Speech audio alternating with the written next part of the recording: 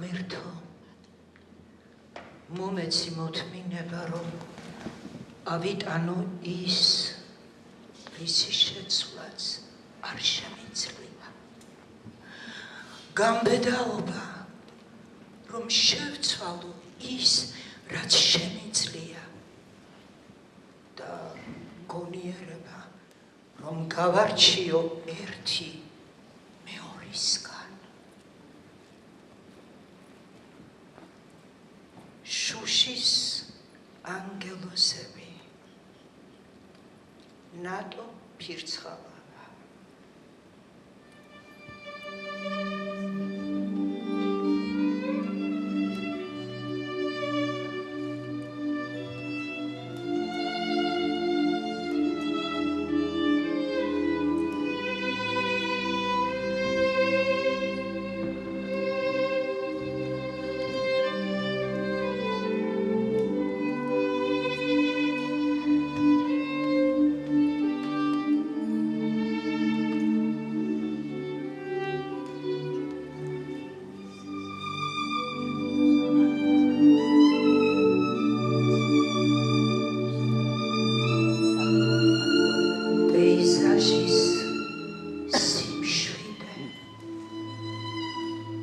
პასტორალური სიმფონია და მცხრალი ქარიშხალი, ზღვის ტალღების ჩურჩურჩული.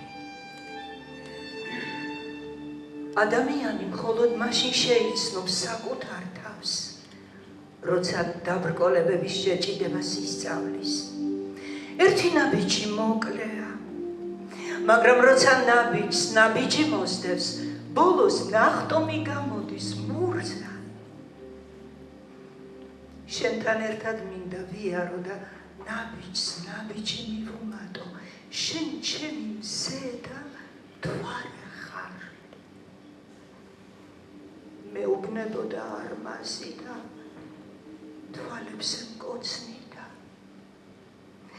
როცა ის საუბრობდა, სულგანებული უსმენდი, მისი ხმა ნაზი მუსიკასავით ჩამესმოდა ურში. ჩვენი ურთიერთობა იმ ლამაზი პატარა ქალაქის ესკიზებს გავდა, რომელიც თითქოს მთის ფერდობზე იყო მიხატული. როცა ერთად ვიყავით, მშვიდად ვგრძნობდი თავს, მარტო დარჩენილს შიში მიყრობდა. რაღაც ამოუხსნელის საშინელების გაურკვეველი შიში.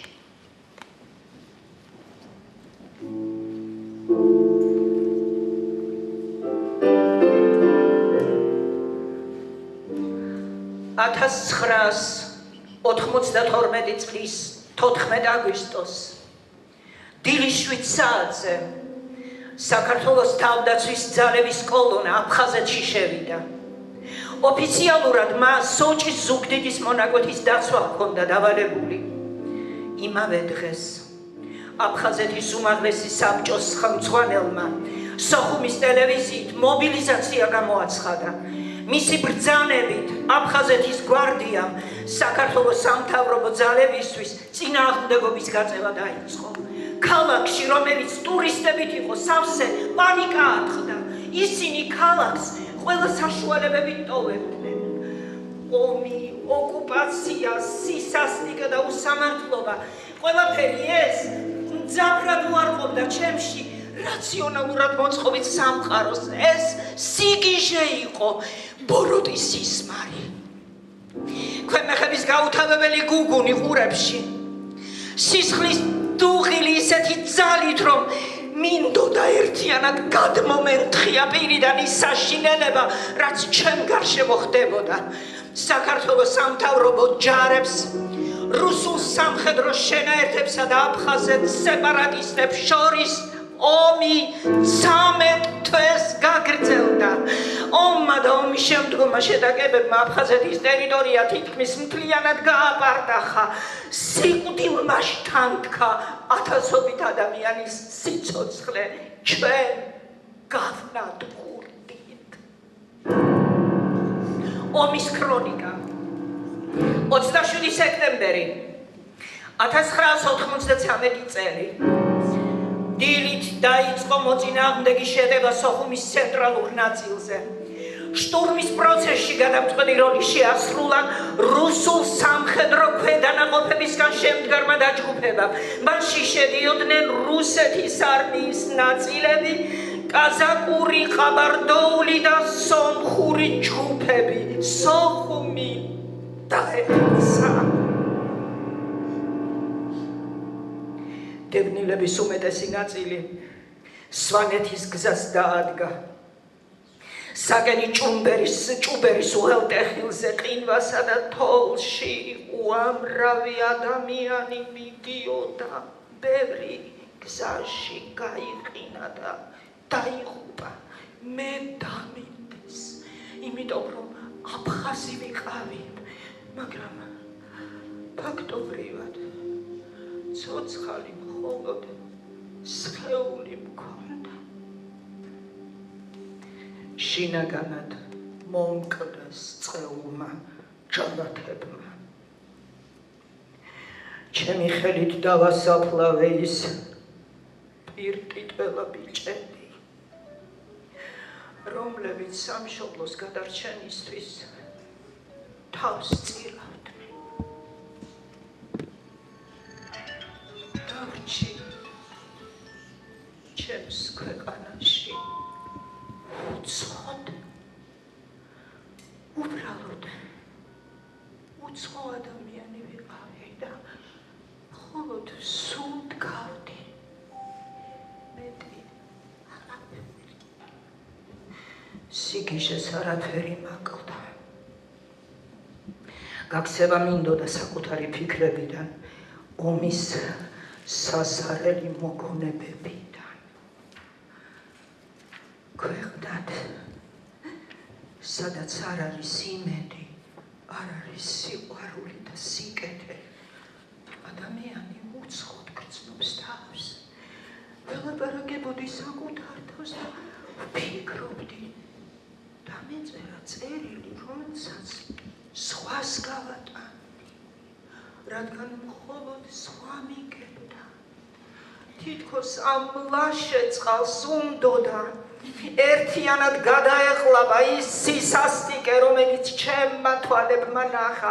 მერე გადავიკარგებოდი სადღაც შორს, სადაც ჩემს აჩრდილსაც ვერავინ იპოვიდა.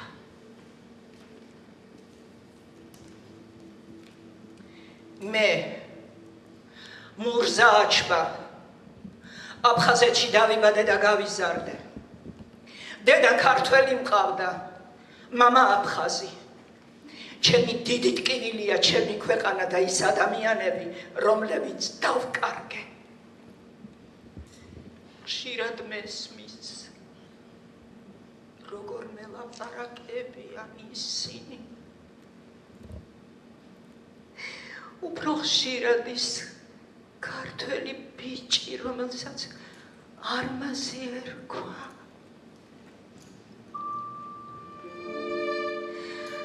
ის იყო ჩემი ცხოვრებისა ყველაზე დიდი სიყვარული. ახლა როცა ომი ჩადგა ჩვენ ორ შორის და ყველაფერი დასრულდა, ის გამუდმებით მოდის ჩემთან, სისმრად და მესაუბრება, მეფერება, თვალებზე მკოცნის. ყველგან ვგრძნობ მის არსებობას. ჩემი სიყვარულის ნათელი თვალები მეხმარებიან დავუბრუნდე სამყაროს, რომელიც ახლა არც კი ვიცი რაფერია. მეჩვენება რომ იქიდან წუხარებამ გამომდენა. ვტოვებ ჩემს ქვეყანას ემოციებისგან დაცლილი. არ მინდა ირგვლივ თვალი მოვავლო ყოველივეს და დავიმახსოვრო, რადგან არ დავბრუნდები უკან მანამ, სანამ ჩემი ქვეყანა არ იქნება ერთიანი და მთლიანი, სანამ გასაყოფი არ გვექნება არავისთან არაფერი, არ დავბრუნდები იქამდე, სანამ აფხაზეთი არ იქნება ისეთი ულამაზი და მშვენიერი, სიყვარულით სავსე და ბედნიერი, როგორიც იყო.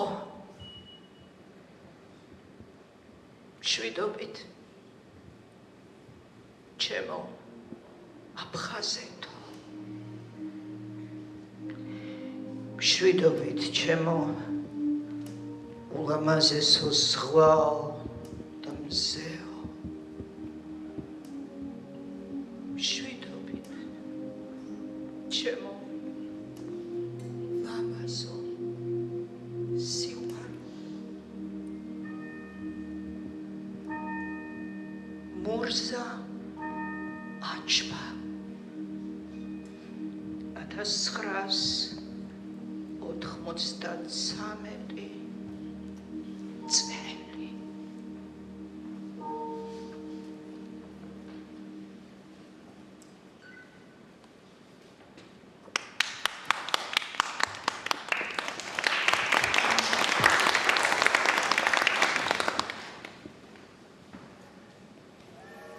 მადარებელმა ხრინწიანი ხმით ამოიკივლა.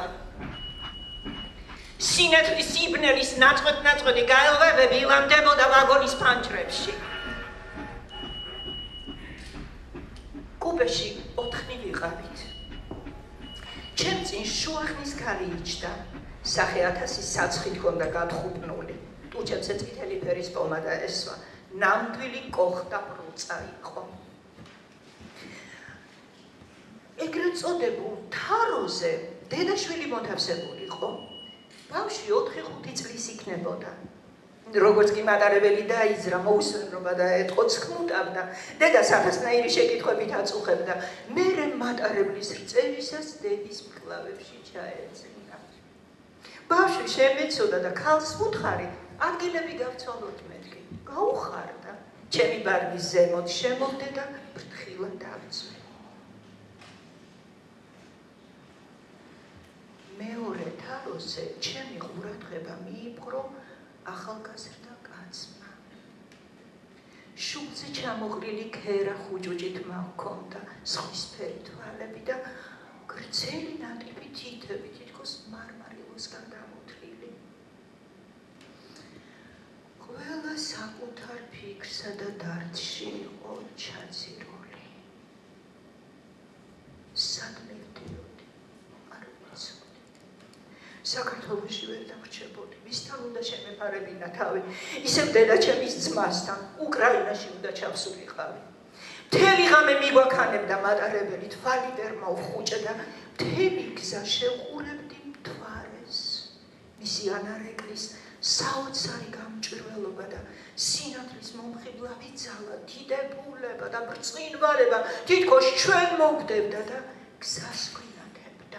სურვილს მიღვიძებდა, რომ როცა გათენდებოდა რაღაც ახალი მომხდარიყო ჩემს ცხოვრებაში, ისიც ჩამეცინა, ვერ გავიგე. როცა თვალი გავახილე, მზე უკვე ჩასასვლელად ემზადებოდა. ლენა მოკრძალებით დამიძახა. მურზა, მოდი ჩვენთან დაჯექი. ივანუშკა კალთაში ჩამიჯდება და შენც ადამიანურად ივახშნეო. მერე ადგილი დამითმო და ბავშვი თავისთან დაისვა. ილიას ზევით მივაწოდეთ საჭმელი.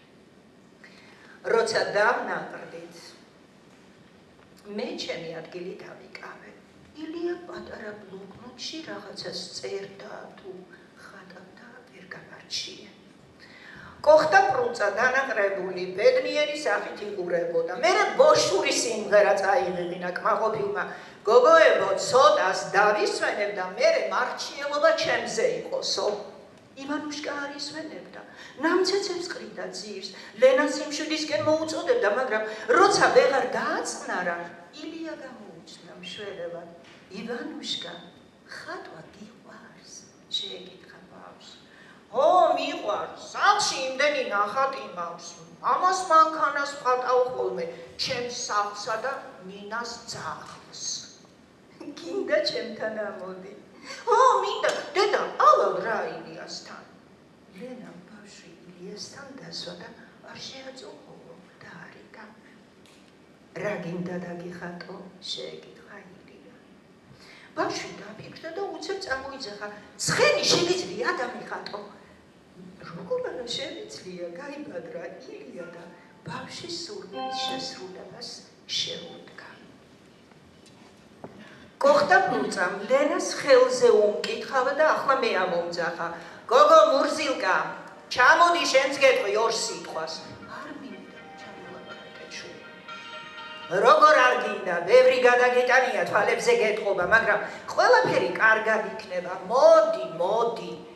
ილიამ შემომხედა და თითქოს ამ შემოხედვით მანიშნა, მიდი ნახე, რას გეტყვის ეს ქალიო.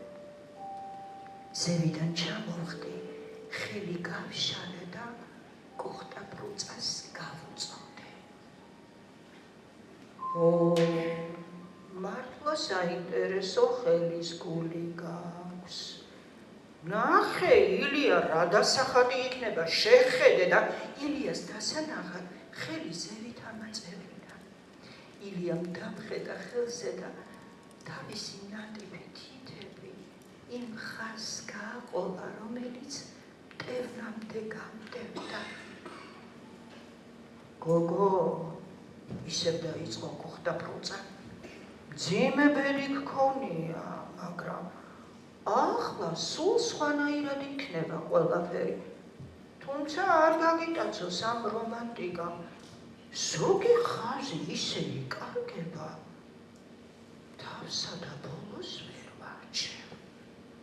ლენამ გაიცინა და ჰკითხა, შენ ეს უთხარი დიდხანს თუ იცოცხლეს და შვილები თუ ეყოლება, რა მურზა? შვილები ეყოლება, მაგრამ სიბერეს უფრთხილდი, გოგო, გესმის? ეს ნათქვამი რას ნიშნავდა, ვერ მივხვდი და ორაზროვნად შევხედე. კოხტა პრუწამ სხვა თემაზე გადაიტანა საუბარი. მერე თავისი ნავაჭრი ამოალაგა და ჭრეო ჩიტის ქსოვილში გამოხვეული შუშის ანგელოსები გვაჩვენა. ბაზარში ვიყიდე და ახლა გასაყიდად მიმაქვს ოდესაშიო. ძალიან მომეწონა. თეთრი შუშის ანგელოსები სხვადასხვა პოზაში იდგნენ და ისეთი მშვიდი სახეები ჰქონდათ, თითქოს ნამდვილები იყო. ვიყიდი მეთქი, ვუთხარ. აჰა, გოგო, არ მინდა შენი ფული, ჩემგან გქონდეს, ბედნიერებას მოგიტანსო, მითხრა და ხელში მომაჩეჩა. ილიასაც მოეწონა ანგელოსები და მასაც იგივე უთხრა, აიღე, ბიჭო, როცა შეხედავ, გამიხსენებო. ილიას კი ესეთი სიზუსტით დაუხატავს ცხენი. აღგვთოვანებაში მოვდივარ, მინდა შევუქო ნამუშევარი, თუმცა ის მშვიდად ამბობს, ეს უბრალოდ გართობა, ბავშვი გაახარა და მეტი არაფერიო. თქვენ მხატვარი ხართ, ილია? ვეკითხები. ხანდახან თავს ვირთობ ხოლმე.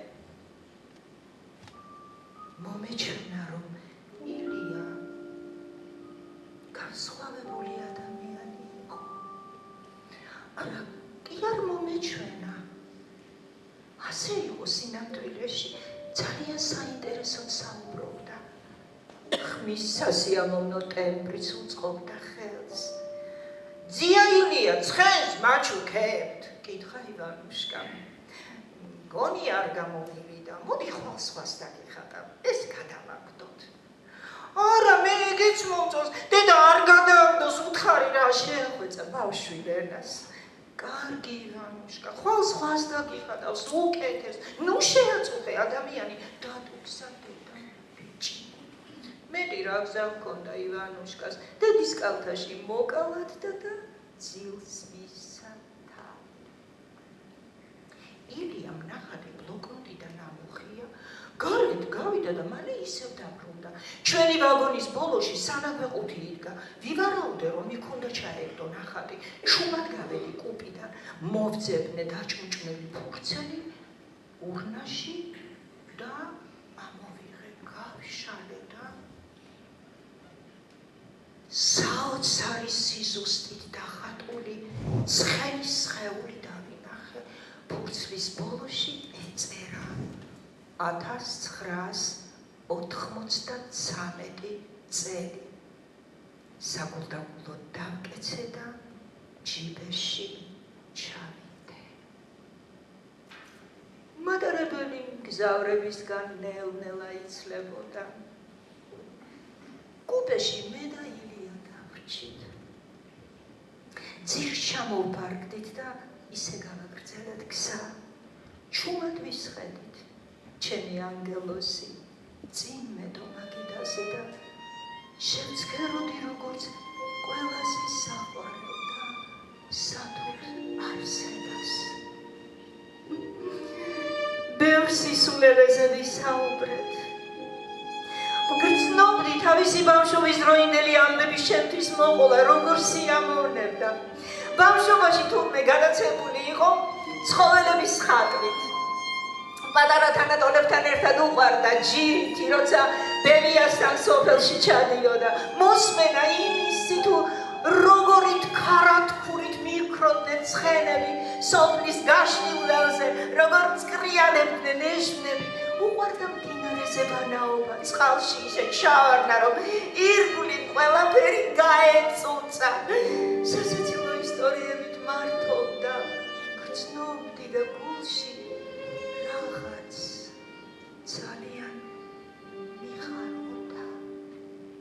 ჩაიც დავლიეთ, უკვე მე რამდენად აღარც კი მახსოვს და მივხვდი, რომ ამ რამდენიმე დღეში ეს ადამიანი ჩემთვის ძალიან ახლობელი გახდა.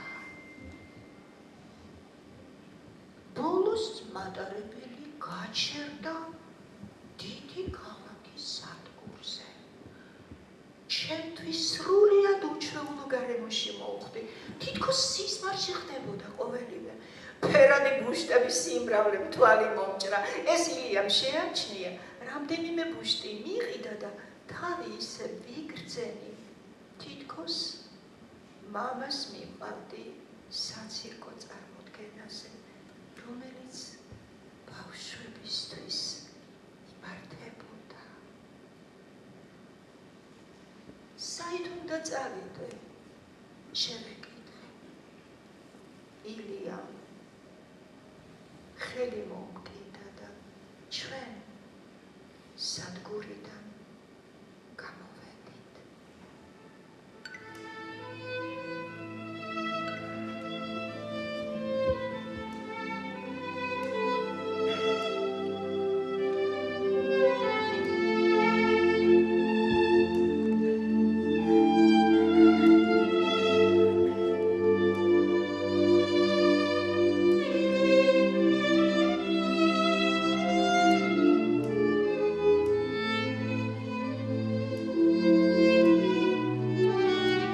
ლამპიონები ნელ-ნელა იმთება.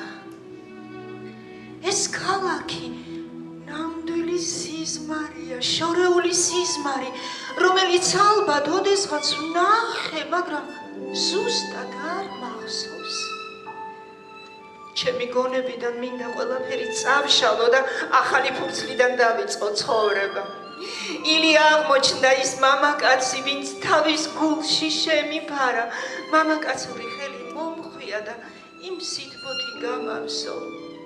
არასოდეს რომ არ ღირსებია ჩემს გათოშილ სულს, რომელიც ახლა ღვთაებრივი სიყვარულის ჭეშმარიტი ცეცხლის შესაგრძნობად მიისწრაფოდა.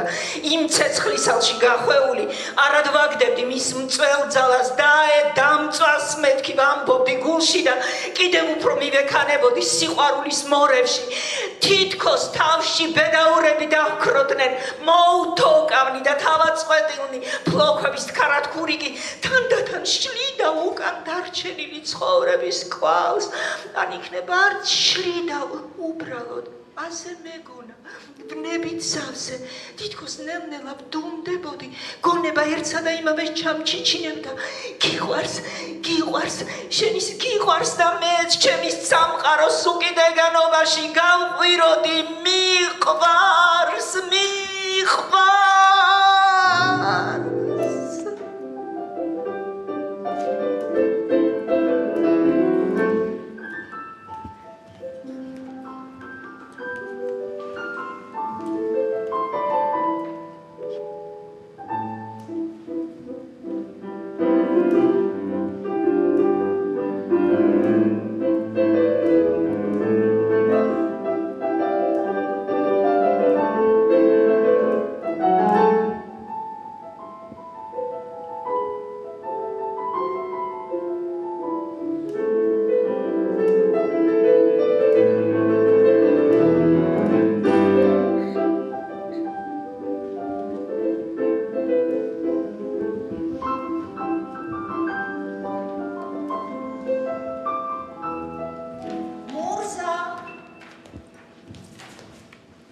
შენ ახლა უკრაინელების რძალი ხარ და უნდა ისავლო ის, რაც ჩვენთვის ძალზე ძვირფასია და მარფა მიხაილოვნა ქარგვა მასწავლა. ყაყაჩოს ამოვქარგვა პერანგზე ბედნიერების მომტანი და დამცველ სიმბოლოდ ითვლება. ჩემ მიერ ყაყაჩოებით ამოქარგული პერანგი რომ ნახა, ილიამ ხელზე მაკოცა და მითხრა, არ შემცდარ ვარ ჩემო სიყვარულო შენ რომ აგირჩიე, მართლა კარგი გოგო ხარ.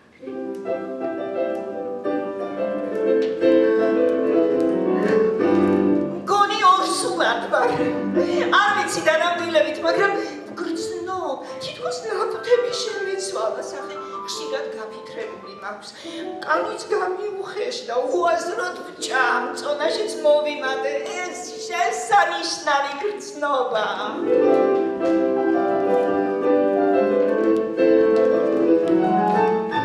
ორი წლის შემდეგ მეორე შვილიც გავაჩინე, უკვე ორი შვილი მყავს, მიხეილი და კატია, მარიუპოლში ვცხოვრობთ. ძალიან მყუდრო და ლამაზ სახლში. ეზოჩემებურად მოვაწყე, ჩემისთანა ყვავილების ბაღი ჩვენს დასახლებაში არავის აქვს.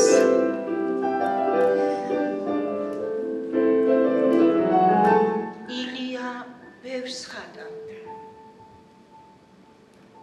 იმდენი ნახატი დაუკროვდა, გამოფენაც კი მოაწყო.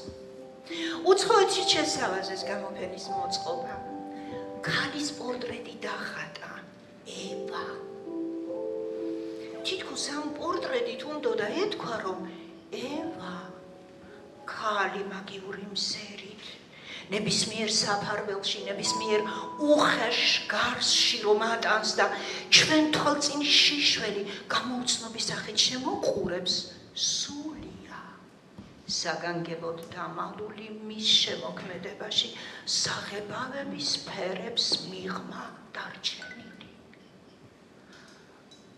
შიშველი ევა ერთდროულად ქალწულიც იყო და მიჩნურიც. დაწნული თმა შარავანდედივით ედგა მის ნათელ სახეს, რომელზეც ღიმილი აღბეჭდილი იყო, მაგრამ ამ ღიმილს მიღმა. მომავალ მწუხარებათა თანაგრძნობა იმალებოდა თითქოს. ის დაჭმოჭნილი ნახატიც საგანგებოდ მქონდა შენახული, გაფრენილი ცხენი მატარებელში რომ დაუხატა ივანუშკას.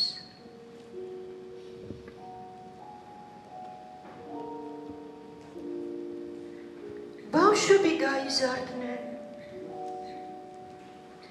მარიუპოლში ცხოვრება არ მოისურვეს და კიევში დასახლდნენ. მიშამ ცოლიც მოიყვანა. დედამთილი გავხდი. ალისა კარგი გოგოა, მამაზი ჭკვიანი. კატია სამედიცინოზე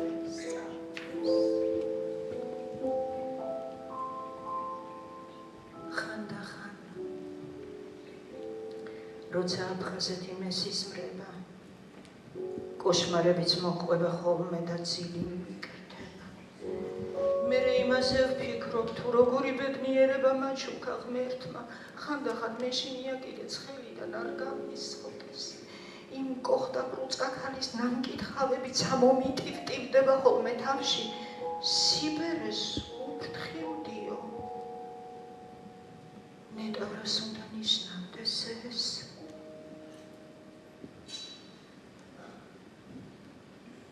პატარა მარიას დაბადება.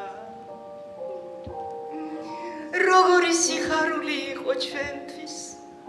ქალაქის ხმაურსა და მრავალსართულიან სახლში ბინას ახალგაზრდა მშობლებმა ჩვენი ლამაზი სახლი და ეზო ამჯობინეს და მარიუპოლში გადმოსახლდნენ.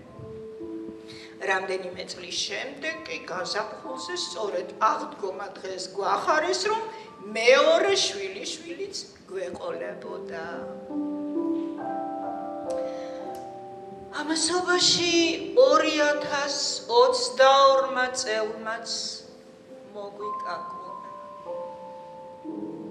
საახალწლო სუფრასთან 20-ზე მეტმა ადამიანმა მოიყარა თავი. დიდი ნაძვისხე და გირლანდებით მორთული ჩვენი სახლი ამერიკულს დაემსგავსა. აფხაზურ, ქართული და უკრაინული კერძები მოვამზადე. ზღაპრული სუფრა გავშალე. ილიას სახეს გადამავიწყებს. ასე არასდროს მოულხენია, მაგრამ მის თვალებში თითქოს შიშს ვხედავდი. მაშინ არ ვიცოდი, რომ ეს შიში ყველგან დაიბუდებდა. ტანსაცმლის კარადებსა და კინოთეატრებში, სახლებში, უთქმელ სიტყვებსა და ცარიელ თვალებში.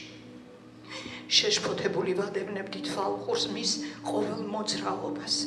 კარადიდან ვოკალი გადმოიღო. ამ კარადაში იმ ორ ანგელოს ვინახავდი, კოხდა პრუწამ რომ გვაჩუქა მადარებელში. ილიას უნებური ხელის მოძრაობით ერთი ანგელოსი გადმოვარდა და გადყდა. ცუდად მენიშნა, მაგრამ არ შევიმჩნიე. მან ვოკალი ღვინით აავსო. მეგობრებო, სიყვარულის სადღე გრძელო მინდა შევსვა. ჩვენი ცხოვრების ყველაზე მნიშვნელოვან მოვლენას, სიყვარულით თრობას გაუმარჯოს. ფიოდორ ილიჩმა კი მშვიდობის სადღე გრძელო შეაგება. მომდევნო ხანებში ილია უძილობას უჩიოდა. მის თვალებში ფარულ სევდას ვხედავდი. ხშირად იტანჯებოდა ღამის ზმანებებით, ძილში ბორგავდა, ლაპარაკობდა. თითქოს ცხადში ენახა, ისე მიყვებოდა დილით სიზმარში ნანახს. დედა ჩემი, შენ, კატია და მიშა, ჩვენი პატარა მარია და დიმიტრი, ყველანი ერთად ხედავთ ნავში და მე გევედრებით, არ შეხვიდეთ ღია ზღვაში, თორემ დაიღუპებით იქ, დაიხრჩობით, მაგრამ ჩემი ხმა არ გესმით, რადგან სიბნელეში ვერ მხედავთ ხვირი, მაგრამ უშედეგოდ თქვენი ნავი ზღვაში შედის.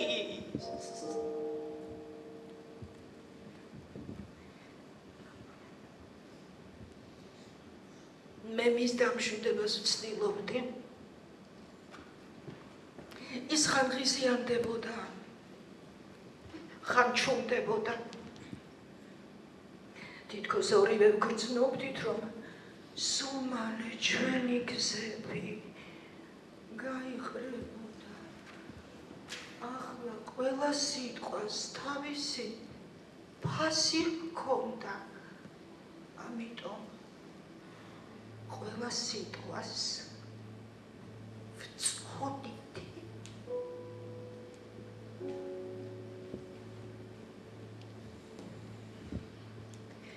24-ში შუაღამით მოულოდნელად შემზარავი აფეთქების ხმა გაისმა. სახლი შეზამზარდა. ბავშვებსა და ალისას ეცინათ. ფიოდორ ილიჩი ტელევიზორთან თვლებდა. ხმაურზე ყველა სმენად ვიქეცით. ილიამ პანჯარაში გაიხედა, თოვდა და კარგად ვერ არჩევდა რა ხდებოდა, მაგრამ ჰაერში შორს კვამლის სვეტები უსასრულო კიბეება დადიოდა. ტელეფონმა დარეკა, ლუდა იყო ჩვენი მეზობელი, მურზა სასწრაფო სარდაფში ჩადით, ომია. საოქროს ბრად განათდა, შორიდან საჰაერო განგაშის ხმა გაისმა, სადღაც გრევის ხმაც იყო, თითქოს მიწა გრგვინავდა, ნამძინარებით მაგაწეწილი ხალხი პირდაპირ ქუჩაში გარბოდა, სროლა და აფეთქებები არ წყდებოდა. სარდაფში საშინელი სიცივე იყო. ბავშვები გაურკვევლობისა და შიშისგან ტიროდნენ, რა გველოდა არ ვიცოდით.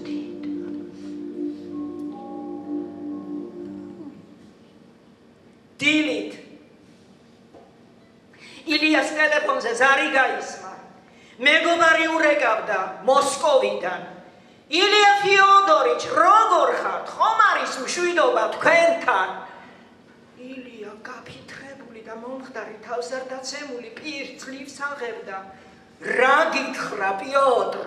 ომია ჩვენთან, გესმის? ომი დაიწყო.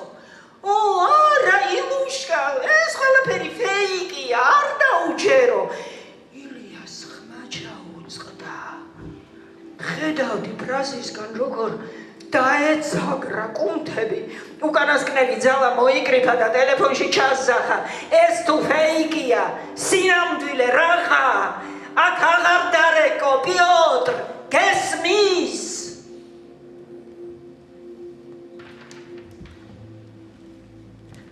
ომის ქრონიკა 2022 წელი 24 თებერვალი რუსულმა არტილერიამ უკრაინის სამხრეთ-აღმოსავლეთი ნაწილი დაბომბა.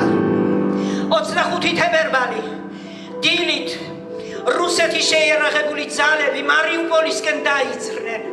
საღამოს სამხედრო საზღვაო ფლოტმა დესანტის გადმოსხმა დაიწყო აზოვის ზღვის სანაპიროზე, საიდანაც მარიუპოლის 70 კილომეტრშია. ამერიკის თავდაცვის სამსახურის განცხადებით, რუსებმა ამ პლაცდარმზე სავარაუდოდ 1000-ობით ქვეითი ჯარისკაცი გადაისროლეს. 26 თებერვალს მარიუპოლი არტილერიით დაიბომბა. კატია საავადმყოფოში გაიქცა. ახლა იქ ექიმები ძალიან სჭირდებოდათ. ილია და მიშაკი კომისარიატისკენ გაქანდნენ. მე ალისა და ბავშვები უნდა მომემზადებინა, რომ იქნება აქედან გაეღწიათ. სახლში სრული პანიკა სუფევდა. ლუდა წამდა უწუნ მირეკავდა შეშინებული. ორსული შვილი ჰყავდა სახლში და აღარ იცოდა რა ექნა. ილია და მიშა მალევე დაბრუნდნენ. საქმე იმაზე ცუდად იყო, ვიდრე გვეგონა. ქალაქიდან გასვლა შეუძლებელი აღმოჩნდა. სახლში უნდა ყოფილიყავით, სადამდე შევძლებდით. მერე თეატრის ბუნკერში გადავიდოდით. ილიამ ფიოდორ ილიჩს იარაღი მოუტანა. ახლა ის დაგვიცავდა საჭიროების შემთხვევაში. თვითონ ილია და მიშაკი ფრონტის ხაზზე გავაცილე. მოხუცი ხმაზარ იღებდა, საჭმელსაც კი აღარ ჭამდა. ქალაქს რომ ალყა შემოარტყეს. მაშინა მითხრა მურზა მოსახდენი უნდა მოხდეს. ახლა მათ ვერაფერი შეაჩერებთ. მე თუ რამე დამემართა, შენ უნდა აიღო ეს იარაღი ხელში, მაგრამ თქვენ როგორ უნდა დაგტოვოთ ასე?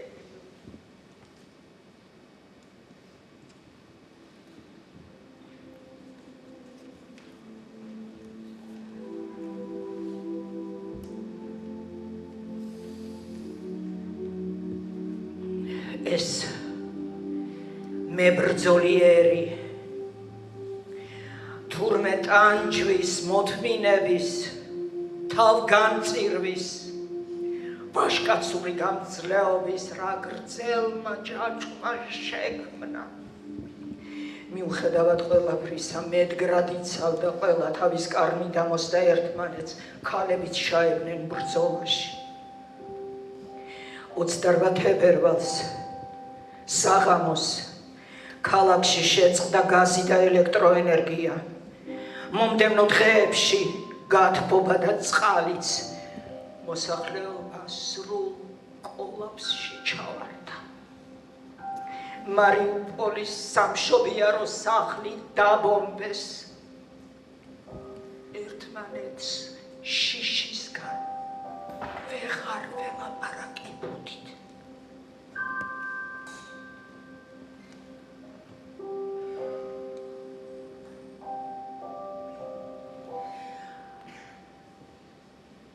სამ მარტს კი მიშას ასეულის მეთაურისგან წერილი მივიღე. თქვენი შვილი ტანკით რთულ ოპერაციაზე იქნა გაგზავნილი. უკან აღარ დაბრუნებულა. თუმცა ვიცით, რომ არც რუსებს ჩავარდნიათ ტყვედ.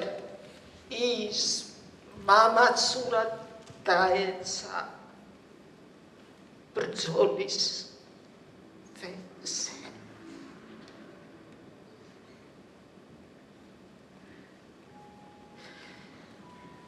როცა ქალს ქმარს უკლავენ, მას ქვრივი ჰქვია.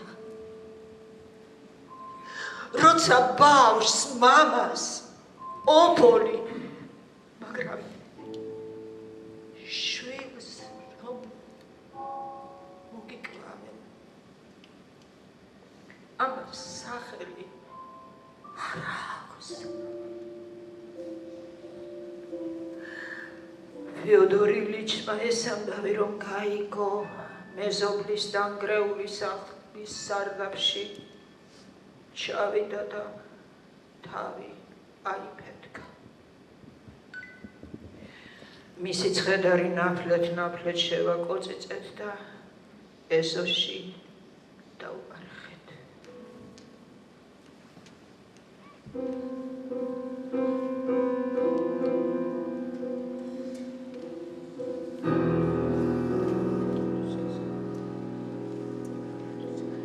მარტი უკრაინის მთავრობამ მარიუპოლის 200,000-იანი მშვიდობიანი მოსახლეობის ევაკუაცია გამოაცხადა. 3 დღიანი დაბომბვის შემდეგ მეორე დღეს 11-დან 4 საათამდე ცეცხლი უნდა შეწყვეტილიყო. როგორც კი ევაკუაციის შესახებ გავიგეთ, ალისა და ბავშვები გავამზადე. ისინი საგანგებოდ შექმნილი მშვიდობიანი დერეფნით უნდა გასულიყვნენ და მერე თავს უშველიდნენ. იმ საღამოსა მარიას სიცხე ჰქონდა. მიუხედავად ყველაფრისა, ბავშვი მშვიდად იყო. ღამით უფრო აეწია ტემპერატურა. კლავებზე მყავდა გადაწვენილი და მის სულთქვას უსმენდი. ეცინა. მოულოდნელად.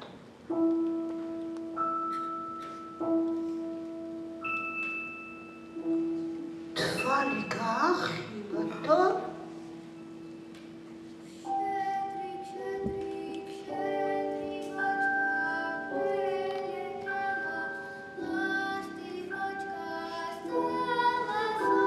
საშობაო სიმღერა წამოიწყო. შედრიკი ულამაზესი სიმღერა, თითქმის 100-წლოვანი ისტორიით.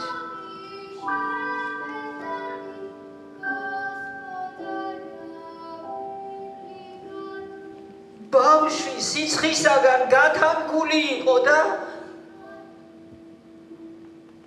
შეშინებულები უყურებდით ერთმანეთს. მარია კი კისერზე მომეხვია და მითხრა, ბებო, ნუტილი, შედრიკი, დაგვიცავს.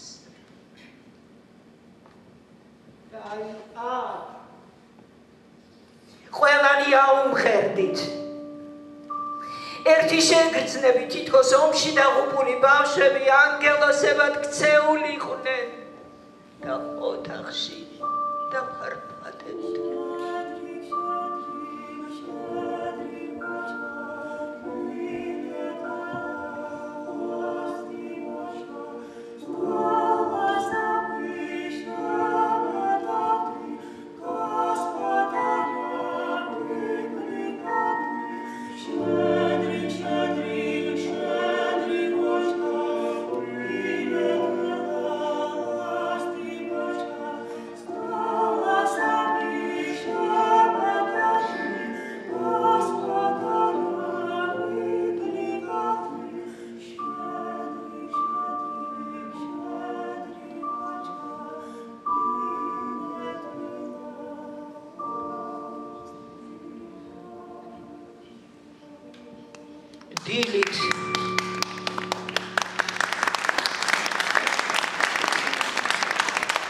დილით ალისა და ბავშვები გასამგზავრებლად გაემზადნენ, მაგრამ ისე არ მოხდა, როგორც ჩვენ ფიქრობდით.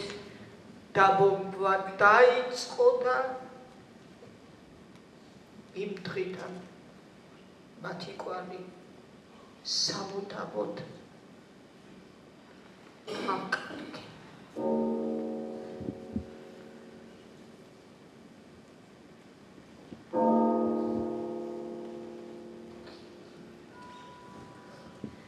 ღამით ლუდას შვილს სამშობიარო ტკივილები დაეწყო. მეზობლის ქალმა სპირტყურაზე წყალი აადუღა. უпроსორო თოვლი გაადნო. მე სულთა მისახოცების შემოვიღე ზემოდან. ძველი მატრასი იატაკზე დავაგეთ და მშობიარე დავაწვინეთ. თავთან ის შუშის ანგელოსი დავუდე წარსულიდან რომ დამრჩა. მას ვემედრებოდი გოგონა მაინც გადაარჩინე მეთქი. მშობიარობა რომ დასრულდა, დაბომბვა დაიწყო. ჭიპლარი ძველი ჟანგიანი მაკრატით გადავჭერი. ლიგატურების ნაცვლად ჩემი თავსაფრის ნაგლეჯი გადავუჭირე. ბიჭი დაიბადა, მაგრამ ისეთი პატარა და უსუსული, რომ ერთი ამოიკნავლა და მისი ხმა განგაში სიგნალმა ჩაახშო. გოგონა უგონოდ იწვა. ამ დროს მეზობლის სახლის ნგრევის ხმა გაისმა. მას ნანგრევებში მოყოლილი ადამიანების კივილის ხმა მოჰყვა. გარეთ გამოვარდი. სახლის უკან ილუშას სახელოსნოს ცეცხლი ეკიდა. ნახატები ვიყივლე და ალმოდებულ ოთახში შესვლა ვცადე. ევას პორტრეტი იწვოდა. მის სახეს ცეცხლისანები ლოკავდნენ. აფრიალებული ნახატების ნამწვი და კვამლი გარეთ გამოდიოდა. ჩემ წინ აფრიალდა სწორედ ის ნახატი. ილიამ რომ დახატა მაშინ მატარებელში და მერე ნაგავში გადაუძახა. ახლა ის ცოცხალი იყო, ხო, ცოცხალი. მიწაზე ფლოქებს სცემდა, ფაფარი ახროდა და ყელი ლამაზად მოეღებებინა. ხელი შევლება მინდოდა, მაგრამ საყურავი ჩამოანგრია ცეცხლმა და ილიას შემოქმედება შტამკა. ირგვლივ ყველაფერი იწმოდა. სარდაფიდან ლუდას გოგო ამოჰყავდათ. მკვდარი ბავშვი გულზე ჰყავდა მიხუტებული. ხელში ანგელოსი ჩაებუჯა. ქუჩაში სასწრაფო დახმარების მანქანა გამოჩნდა. ყველანი ჰოსპიტალში გადაგვიყვანეს. ერთი ოთახის კუთხე მოგვიცალეს და ძალა გამოცლილნი დავეყარენით. რამდენიმე დღიანი უძილობის გამო ჩამთვლიმა. სიზმარი ვნახე. ილია ცოლ-მორეულივით დარბოდა და ჩხუბობდა მურზა. ჩემს ევას როგორ ვერ გაუფრთხილდი, ახარ მიყვარხარ. დაჭრილები მოიყვანეს, საკაცეები გაამზადნენ, დაგვეხმარეთ. გარედან გაისმა ხმა. წამოვდექი იატაკიდან და ხმის მიმართულებით გავიქეცი. მანქანიდან დაჭრილები გამოჰყავდათ. საშინელი ჩოჩქოლი იყო. ამაურზაურში ილიას სახეს მომკარი თვალი. მის საკაცესთან მივვარდი. მუცელში იყო დაჭრილი, მძიმედ სუნთქავდა. ილია, ილუშკა, მე მიაქავარ შენი მურსა არ შეშინდე კარგად იქნები მყვიროდი და ოფლიან სახეზე ვეფერებოდი თან მხედავდი როგორ იცლებოდა სისხლისაგან რადგან სისხლი არ ჩერდებოდა მიუხედავად იმისა რომ შარფი მოვიხსენი და ჭრილობიდან მისი სისხლის დენის შეჩერება იმ შარფით ვცადე უეცრად ჩემი სული თითქოს მიწას მოსწყდა ცაში აიჭრა და ისეთი მხურვალე ვედრები შეხახა და უზენაეს გარშემო მყოფებს ლამის გულები დაუსკდა თანაგრძნობისგან მაგრამ ვერავინ ვერაფერმა მიშველა ილიას დაბინდული თვალები ხარბად ცდილობდნენ ჩემი სახის დამახსოვრებას მომეჩვენა თითქოს რაღაცის თქმა უნდოდა ჩემკენ გადმოიწია მერე ერთბაშად მოეშვა და შემდეგ რა მოხდა არ მახსოვს როცა გამოვფხიზდი ისევ დახუთული ოთახის იატაკზე ვიწეგი იქვე ლუდა იჭდა ჩემს გონზე მოსვლას ელოდა ვკითხე ილია სად არის ლუდა მისი ცხედარი ეკლესიაში გადაასვენეს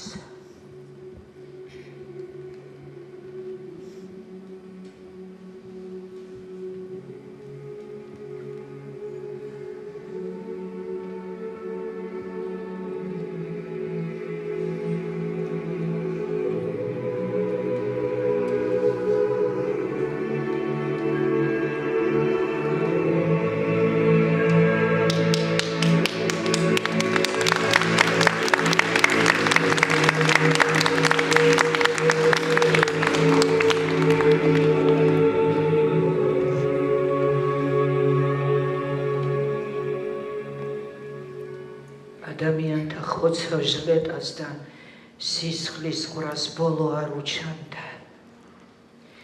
ჩვენი მდგომარეობა სულ უფრო მძიმდებოდა. საკვები რომ გაგვითავდებოდა, რიგრიგობით გამოვდიოდით სარდაფიდან და მივდიოდით მოსატანად. ჰუმანიტარულ დახმარებას ფოსტის შენობაში არიგებდნენ. სამშაბათს მე მომიწია წასვლა. გარეთ გამოვედი. ქუჩაში გახრწნილი გვამების სუნი იდგა. სასწრაფო დახმარების მანქანები აქეთ-იქით დააქროდნენ. უსინოდლო ბიჭი ტროტუარის კიდეს მიუყვებოდა ჭოხის გაგონით. თან გზას სინჯავდა, რაღაცას ბუტბუტებდა და მოჭუტული თვალებიდან სრემლის დიოდა.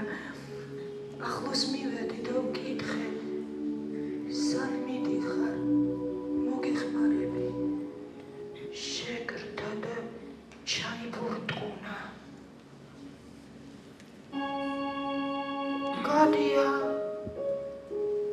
გადია ექიმი. გადია ექიმი იქ აფეთქდა. ხიდის ბოლოს სასწრაფოს მანქანა აფეთქეს ძაღლის შვილებმა. მანქანაში ჩემი გადია ექიმი, ჩემი გადია ექიმი იჯდა. ჩემი კატია? ო არა ღმერთო, აღარ ჩემი კატია არა. თვალებზე ბინდი გადამეკრა და ფერქვეშ დედამიწა ატორტა.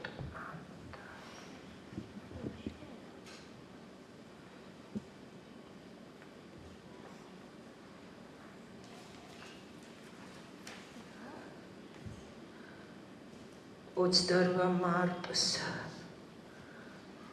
ქალაქის მერმა ტელეინტერვიუში განაცხადა, რომ მარიუპოლი ოკუპანტთა ხელში იმყოფებოდა.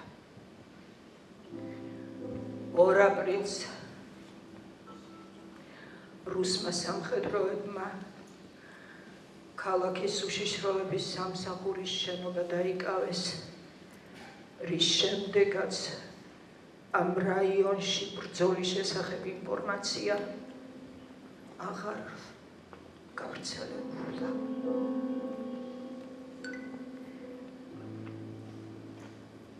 მაგრამ მურზა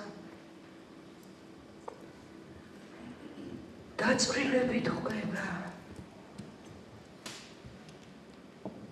იმ საშინელი მხეცობების ამბავს, რაც რუსმა ოკუპანტებმა მარიუპოლში ჩაიდინეს.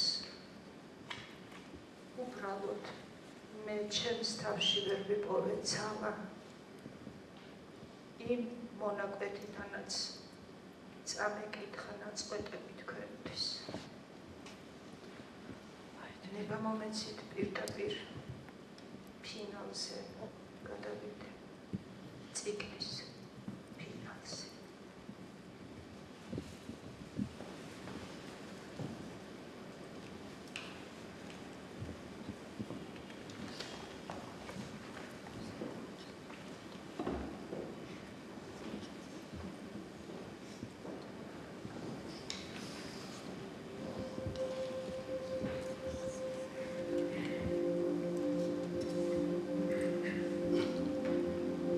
მაგიდასთან შუახნის მხრებში მოხრილი თეთრხალათიანი კაცი იჯდა. როგორც კი შევედით, ფეხზე წამოდგა და ღიმილით მოგვესალმა. როგორ გრძნობთ თავს? მსრუნველი ტონით მკითხა, უცხოური აქცენტით რუსულად.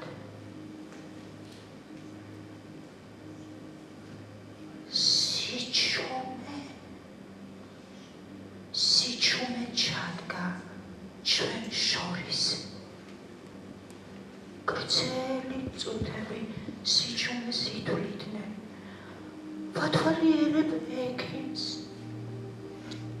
რაღაცით ჩემს ილიას გავს.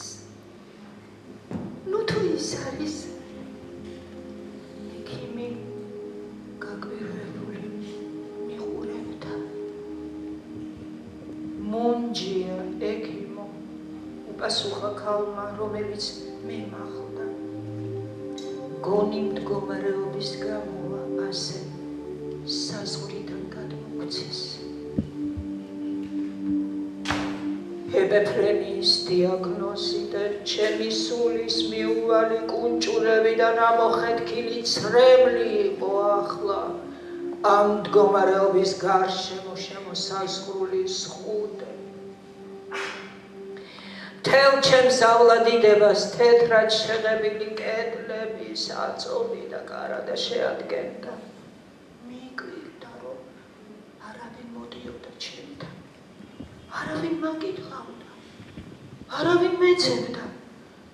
ან იქნებ მეძებდნენ და ვერ მპოულობდნენ.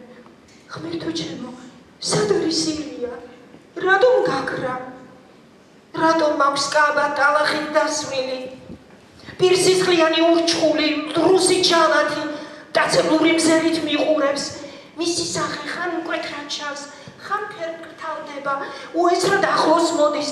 ავტომატის ლულა საფეთქერთან მადებს და დგას, სასხლებზე ვითომ თითი უნდა გამოკრას, მაგრამ მხოლოდ უჩების მოძრაობით ამბობს დგას, ვგრძნობ როგორ ვქრები და ის ბოროტი ჯალათი უკანასკნელ შუქსაც მართმევს.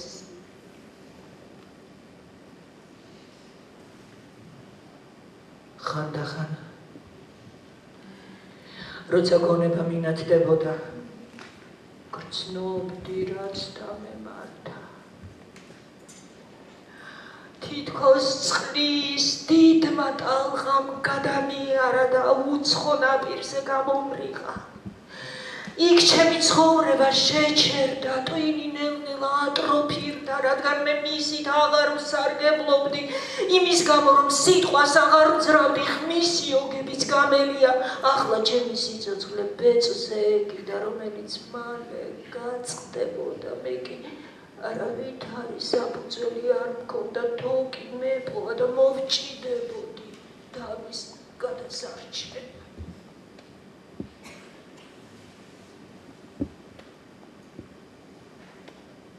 წამლების ზემოქმედების შედეგად მეცინა.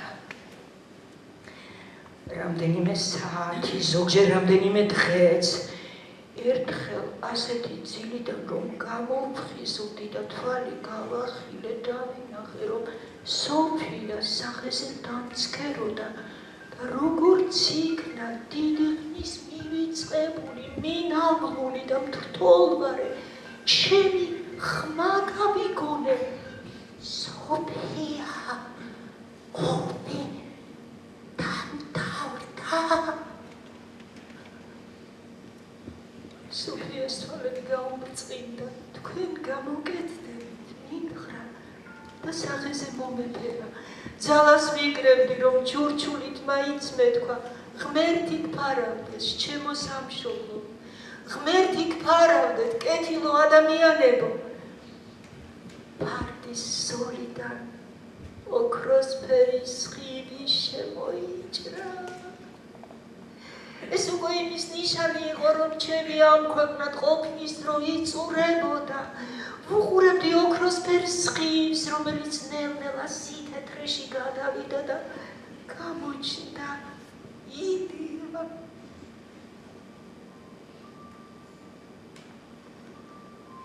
მერე მუსიკა გავიგონე. ისეთი მელოდია, რომელსაც თითქოს სურდა ახალი მოტივი შემოეტანა ჩემს ცხოვრებაში, რომ ერთი ტონალობიდან მეორეში გადაეყვანა. სუნთქვის შუალედებში უსასრულოდ ისმოდა ეს მუსიკა, ჩემში კი ჩემი უკვე აღარაფერი დარჩენილი იყო. მერე დედა მოვიდა ჩემთან, მომღიმარი სახით და ალერსიანი ხმით.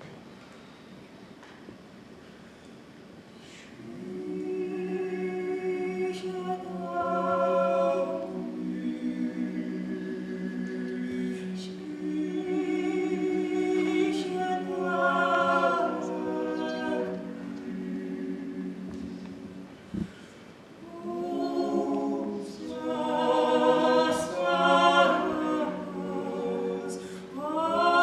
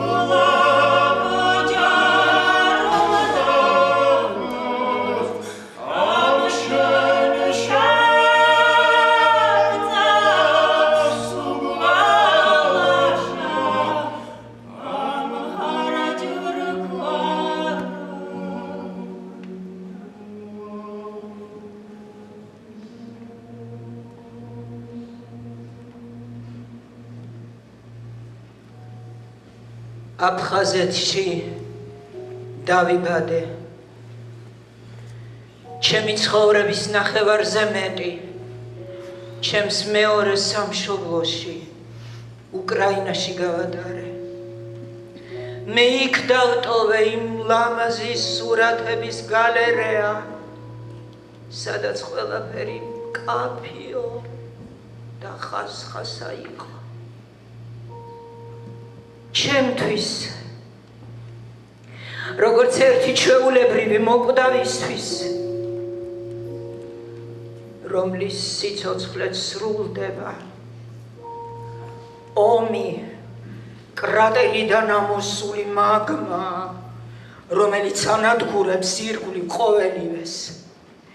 ომი, იმ დაფლეთილი გულების ერთიანობა, რომელიც მიწაში დამარხულთა და ცაში გაფრენილთა კამარას კრავს და საბოლოოდ სტიქიებისა და უბედურებების სახით გვევლინება ადამიანებს. ამ ყველაფრის ნამდვილი მიზეზი კი ჩვენ ბუნებრივი მოვლენები გქონია. მე ვებრძოდი ომს, რომელიც მომერია. მაჯობა, გამანადგურა და გაიარა. მალე შევერევი ყოვლის მომცველ თვალუწვდენლობას, უკიდეგანოსა და ვრცელს. ალბათ იქ წაიშლება ყველაფერი, რაც იყო და რაც არ ყოფილა.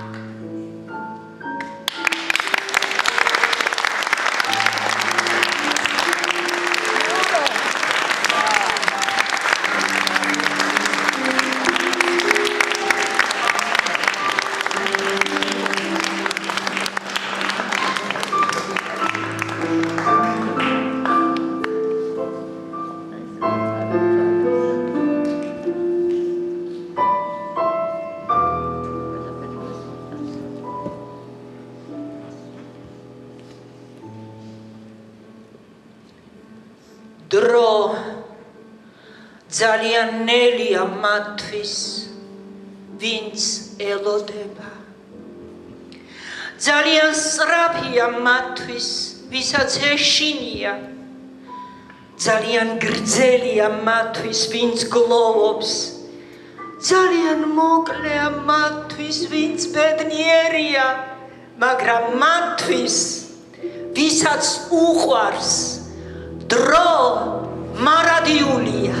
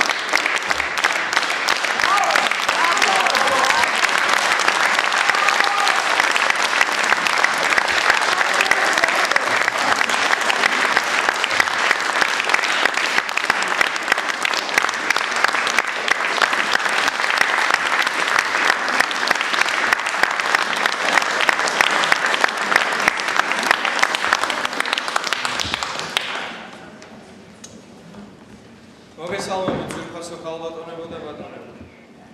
დარწმუნებული ვარ, თითოეული თქვენგანი სავსეა იმ ემოციებით, რომელიც წიგნის ავტორმა და ჩვენ დღევანდელი საღამოს მთავარმა გმირმა ხალბატონმა ელდინო საღარაძემ ჩვენამდე მოიტანეს. დღევანდელ შთაბეჭდილებებს გაგვიზიარებს წიგნის რედაქტორი, ფილოლოგიის მეცნიერებათა დოქტორი, პროფესორი ხალბატონი თამარ შარაბიძე.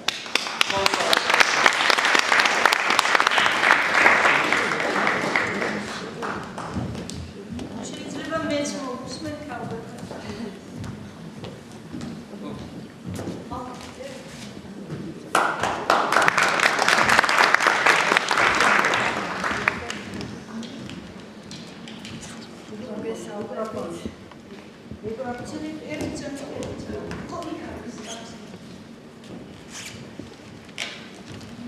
მეგონი არც არის საჭიროა. მოგესალმებით. მე ვარ ამ წიგნის რედაქტორი და ერთ-ერთი პირველი მკითხველი, რომელმაც თქვენზე უწინ გამოვცადე ის, რაც თქვენ დღეს აი ამ დადგმით, არაჩვეულებრივი დადგმით განიცადეთ. მინდა რამდენიმე სიტყვა მოგახსენოთ ამ წიგნზე. პირველ რიგში სათაურით დავიწყებ. იმიტომ რომ სათაურს განსაკუთრებულ ყურადღებას ვაქცევთ ხოლმე ფილოლოგები, შუშის ანგელოზები. კონსტანტინე გამსახურდიას უთქვამს, რომ სათაური მოქნეული מחვილივით არისო. და ეს מחვილი არ მდგომარეობს იმაში, რამდენად ორიგინალურია სათაური. მისი ღირსება არის მხატვრულობაში. შუშის ანგელოზები არის ნივთი, რომელთანაც მთავარ პერსონაჟს აკავშირებს გარკვეული გრძნობა. მაგრამ თან ანგელოზი არის იმედის, რწმენის მომტანი და ამავე დროს შუშის არის. შუშა, რომელიც მსხვერპლია. აი ეს მთელი სიმბოლიკა, რაც ტექსტშია, ჩადებულია სათაურში. იმიტომ რომ ადამიანის ცხოვრებაც ასეთია, იმედით აღსავსე, მაგრამ რომელიც შეიძლება ერთ მშვენიერ დღეს დაგემსხვრას და მოგსპოს ამ ცხოვრებამ. მაგრამ ალბათ ნატო იმასაც ამბობს, რომ ადამიანმა ადამიანობა არ უნდა დაკარგოს. თავარი ეს არის და ეს ცხოვრება ისე უნდა გაიარო. ეს არის ამ წიგნის მესიჯი. ეხლა დავუკვირდეთ სტრუქტურას. გვაქვს მხატვრული ტექსტი, არაჩვეულებრივი, მაგრამ მხატვრულ ტექსტს ერწყმის პუბლიცისტური. ხანდახან პუბლიცისტიკა ამახინჯებს ხოლმე მხატვრულ ტექსტს, მაგრამ ამ შემთხვევაში პირიქით მოხდა. იმიტომ რომ შეავსო პუბლიცისტიკამ, აი პუბლიცისტური თხრობა მაგალითად არმაზის დღიურები. თქვენ მიხვდით ამ ტექსტის მიხედვით, რომ არმაზი მურზას პირველი შეყვარებულია, ეროვნებით ქართველი. და აი ეს დისტანცია, რომელიც ამ ორ ერს შორის მცირედად, მაგრამ მაინც არსებობს, ჩანს იმაში, რომ მურზამ არ იცის კარგად საქართველოს ისტორია. არ იცის აი ამ ორი ერის ურთიერთკავშირი. და არმაზი ამას განმარტავს და უყვება სხვადასხვა გაკვეთილებით. აძლევს ამის ცოდნას. მთელი ისტორიაა დახატული. აი ეს პუბლიცისტიკა ჩართულია დღიურებით, ჩართულია ქრონიკებით და ერწყმის ყოველივე და ავსებს ერთმანეთს. თქვენ ნახეთ, როგორ განვითარდა სიუჟეტი. მურზას პირველი სიყვარული არის ქართველი არმაზი. ჩვეულებრივი ცხოვრება აფხაზეთში ქართველებსა და აფხაზებს შორის მეგობრული, არ ჩანს არანაირი დაძაბულობა პირიქით. მაგრამ აი ყველგან არსებობს მესამე ძალა. აი თუნდაც წარმოაჩენს აფხაზური ანბანის შექმნის ისტორიას, რომელსაც ასევე არმაზი უყვება მურზას.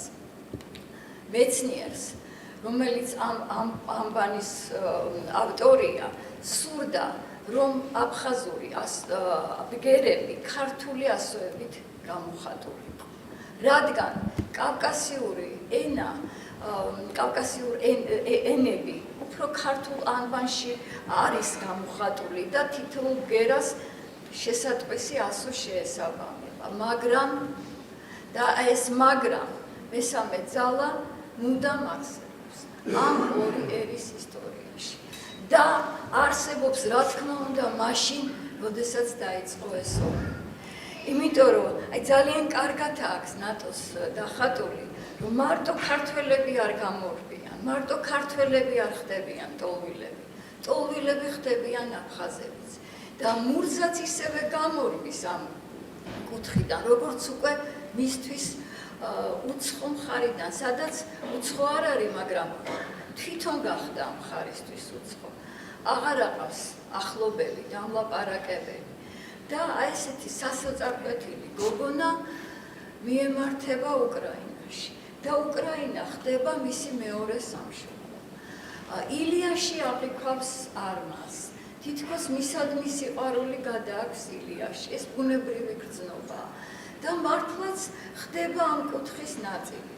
ნატო იმდენად არაჩვეულებრივად აღწერს უკრაინულ კულტურას, მის ტრადიციებს, ნაქარგობებს, სიმღერებს, რომ ხანდახან გონია, რომ ეს წიგნი უკრაინელის დაწერილია. იმდენად ღრმად შედის თავისი პერსონაჟის მხატვრულ სამყაროში. და საინტერესო მომენტია მურზა აგუძერადანალის და ცხოვრების რაღაც ეტაპზე მურზას ცხოვრება გადის, ხდება დედა, შემდეგ ბებია, უახლოესი ადამიანი თავისი ახლობლების და რაღაც ეტაპზე მას სურვილი უჩნდება და აისრულებს ამ სურვილს, ჩადის თავის სამშობლოში, აგუძერაში. და აი სწორედ აქ იბადება ილიას შიში. შიში იმისა, რომ ეს რაც იქ ნახეს, აუცილებლად კიდევ განმეორდება. და აი ამით უკავშირდება ორი ომი ერთმანეთს. ეს არის აფხაზეთის ომი და ეს არის უკრაინის ომი. ნატო გვიჩვენებს, რომ ეს ერთმანეთის გაგრძელება დაიწყო აფხაზეთის ომით და გაგრძელდა უკრაინის ომი და ეს არ დამთავრდება. თუ იქნება ეს მესამე ძალა. ძალიან საინტერესოდ არის ნებისმიერი პოლიტიკური მომენტი, ძალიან მოკრძალებულად, საღი აზროვნებით, თვითონ აფხაზების აზრიც გამოხატული, რომ მათ ისინი ისე თანაცხოვრობდნენ, რომ არაფერი არ ქონდათ პრინციპში გასაყოფი. თუ არა სხვა მესამე ძალა, მათ უყვარდათ ერთმანეთი, იყო ქართულ-აფხაზური ოჯახები და ეს სიყვარული დღემდეა გამოყოლილი, იცით, აი ესეც ჩანს, რომ დღემდე იმედი არ არის დასაკარგი. მე მაგალითად ეს ამოვიკითხე წიგნიდან. უკრაინის ომი და უკრაინაში შექმნილი ვითარება სამი მიმართულებით წარმოჩნდება. ერთი არის კვლავ მხატვრული ტექსტი, პერსონაჟები, რასაც განიცდიან. მეორე არის ქრონიკები, რასაც გადმოსცემს რადიო და ტელევიზია. და მესამე მიმართულება არის დღიურები. ეს არ არის მარტო მურზას დღიურები, ეს არის სხვადასხვა უკრაინელი ადამიანის ტკივილი. თითქოს შეკრებილი დღიურის სახით, რომელიც შეიძლება ნებისმიერ უკრაინელს დაეწერა. და მართლაც არაჩვეულებრივად არის შერწყმული ეს ყველაფერი ერთმანეთთან. გარდა ამისა, ძალიან დიდი ღირსება, მე აღარ შევეხები არც შინაარს, არც იმ განცდებს, რასაც ტექსტი განიჭებს. აი ძალიან მოკლედ ვიტყვი, რომ ნატოს აქვს სიტყვის ძალის უნარი, სიტყვის წარმოჩენის უნარი, იმიტომ რომ მის რა შემდგომარეობს ეს? როდესაც ტექსტს კითხულობ და გრძნობ, რომ შენს გტკივა სხეული იმ უკრაინელი ადამიანებით, აი ეს უკვე ნიშნავს იმას, რომ წერალმა თავისი სათქმელი ზუსტად ძალიან მტკივნეულად მოიტანა მკითხველმა.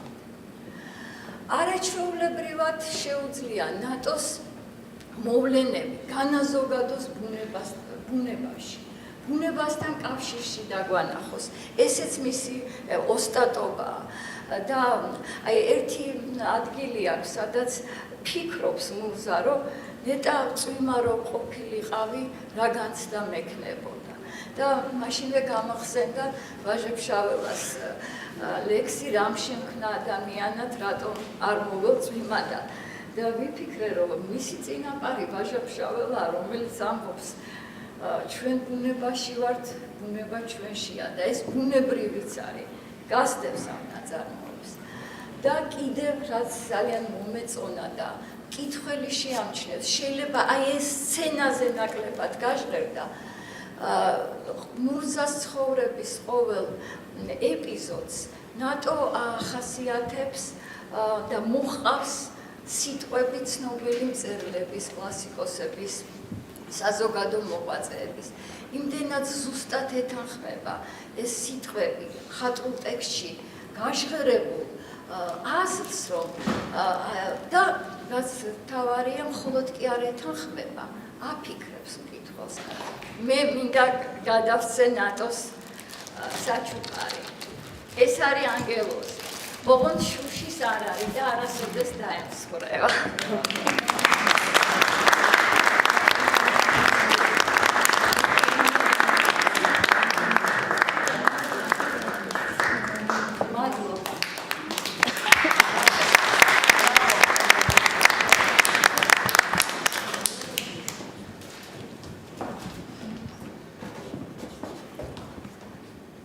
დიდი მადლობა ქალბატონ თამარს. ახლა კი სცენაზე ვთხოვთ რუსთაველის საზოგადოების პრეზიდენტს, ქართული კულტურის დესპანს, პოეტსა და ესეისტს ბატონ დავით შემოქმედელს. ვთხოვთ ბატონო.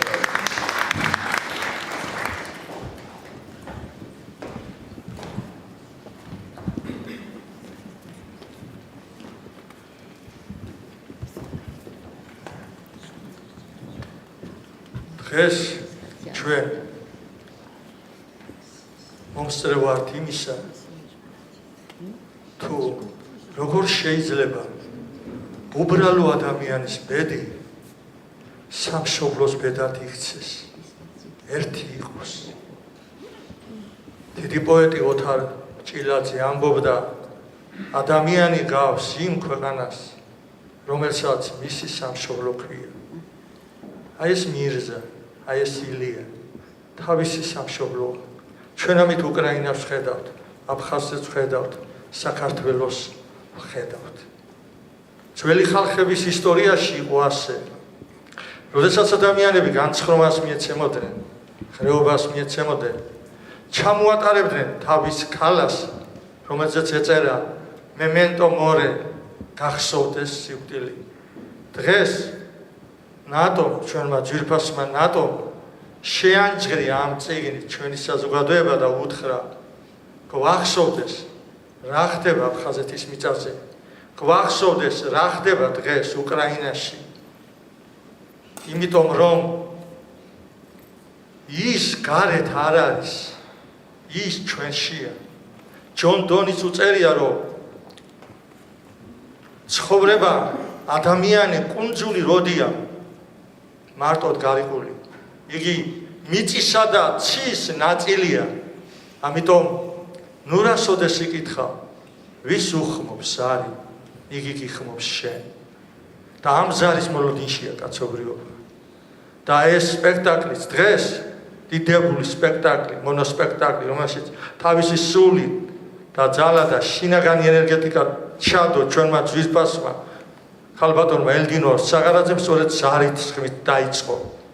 და მე მინდა თავი დაუხარო ქალბატონ ელდინოს მაღალ პროფესიონალის, იმიტომ რომ ამ წიგნში რამდენი სიკვდილიც იყო, იმდენჯერ მოკვდა სცენაზე ქალბატონი ელდინო. და ამისათვის დიდი მადლობა მას.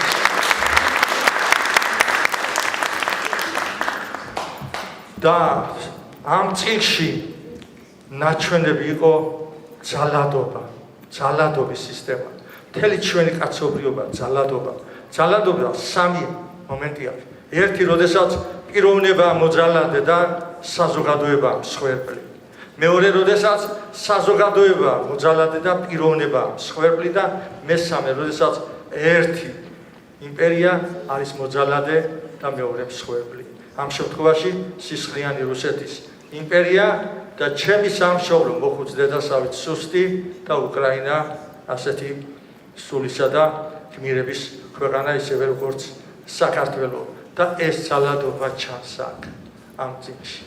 ნატომ შეძლო ის რომ თავისი ტკივილი იმ სამშობლოს ტკივილად ექცია და ჩვენ მისი თანამოზიარი გავხდით არის, იმიტომ პროზაში მთავარი არის რომ თუ პოეზიაში მთავარია რომ რაზეც არ უნდა წერდეს საკუთარი მე აჩვენო საკუთარი მე უნდა აჩვენო ვიზეც რა გმირზეც არ უნდა წერდე მაკედონიაზეც წერდე და აღმაშენებელზე შენი სულიდან უნდა მოდიოდეს ეს პროზაში უნდა შესახდე პერსონაჟში და იმ პერსონაჟის სულით უნდა ილაპარაკო ვინც არ უნდა იყოს მამაკაცი შობიარე ქალზე წერს შობიარე ქალის ტკივილებით უნდა ის განიცადოს უნდა და მან უნდა იმშობიაროს წინში აი ნატომ ასეთი ტკივილით ასეთ ემოდა ეს ჯურვები ამ წინში რაც არის ნაჩვენები და ბოლოს სიყვარული არ გამიგზელდეს მიუხედავად იმისა რომ ჩვენ ამ ჯოჯოხეთში ვცხოვრობთ მიუხედავად იმისა რომ ამ ომიანობის პერიოდში ვართ ეს წიგნი არის სიყვარული ომიანობის დროს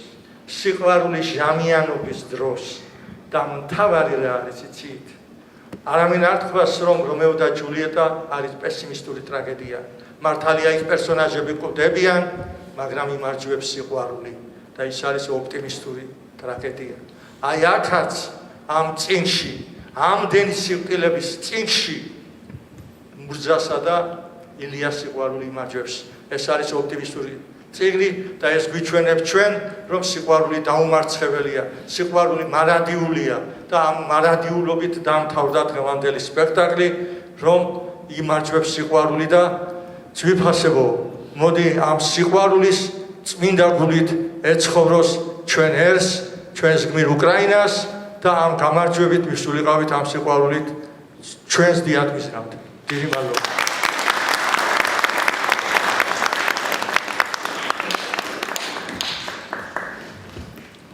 დიდი მადლობა ბატონ დავით.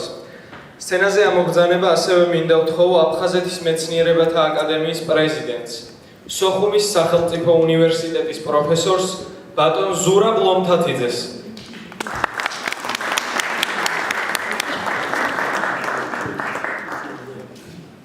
მოგესალმებით ბატონებო, ქალბატონებო. უპირველესად მინდა ჩემი და ჩემი მეგობრის პროფესორ როლანდ კოპალიანის სოხუმელი მივაჩვე. მადლობა უთხრათ ქალბატონ შვენიერ ქალბატონს საოცარი ნაწარმოების ავტორს ქალბატონ ნადოს მოწვევისათვის. მე მინდა მადლობა უთხრა ქალბატონ ელტინოს იმ საოცარი თხრობისათვის რომელმაც კიდევ ერთხელ გაგვახსენა ის მწარე დღეები, რომელიც ჩვენ ჩემ მეგობართან ერთად გავატარეთ სოხუმში. მაშინ, როდესაც რუსის თვითმფრინავები ჩირაღდან კიდევდნენ, ყვითლადან ათევდნენ სოხუმს და შორს და ახლოს ხდებოდა ბომბები. მაგრამ გაუცელით ჩვენ ისევე როგორც გავზოლ ამას ამ შეგერმა აფხაზმა თავადის ქალმა აჭბა და ამდენი სიყვარული დაიტი ამ პატარა ქალმა და ესეთი წელი ესეთი აღსავსე ემოციებით რომელიც ასე კარგად ასე ლამაზად და კარგი ქართულით წარმოსახა თავის ნაწარმოებში მე მინდა მადლობა უთხრა მუსიკოსებს რომელმაც შექმნეს საოცარი განწყობა გამშვენეს გუნდს რომლებმაც ასე ზუსტად გამოხატეს აფხაზური სიმღერის სული და ამ პატარა გოგონას რომელიც მართლაც ანგელოზია და მინდა რომ ამ ანგელოზმა ჩვენთან ერთად გაიაროს სოხუმში იმ ლამაზ სოხუმს სადაც ყველა თქვენთაგანი ალბათ ბევრჯერ ყოფილა და ლამაზი მოგონებებია საოცარი არის კიდევ ერთი რომ წავიკითხე ქალბატონ ნატოს ეს შვენიერი ნაწარმოები გამახსენდა დიდი გოეთეს თეთრი ლექსი, რომელიც სრულად დასახავს ამ ნაწარმოების არც და იდეას. არ არის რა მარადი ცვალებადობის გარდა, არ არის რა ურღვევის სიკვდილის გარდა. ყოველი წკერა ჩვენი გულისა ჭრილობას გვიხსნის და ცხოვრება მარადიული სისხლისდე დაიკრიბოდა თუ არა სიყვარული. ეს ნაწარმოები სწორედ პოეზია სიყვარულის და საოცრად გამოცდევინა ყველა ის, რაც მე გამიცადე აფხაზეთში და განიცადე ის, როდესაც მიყვარდა.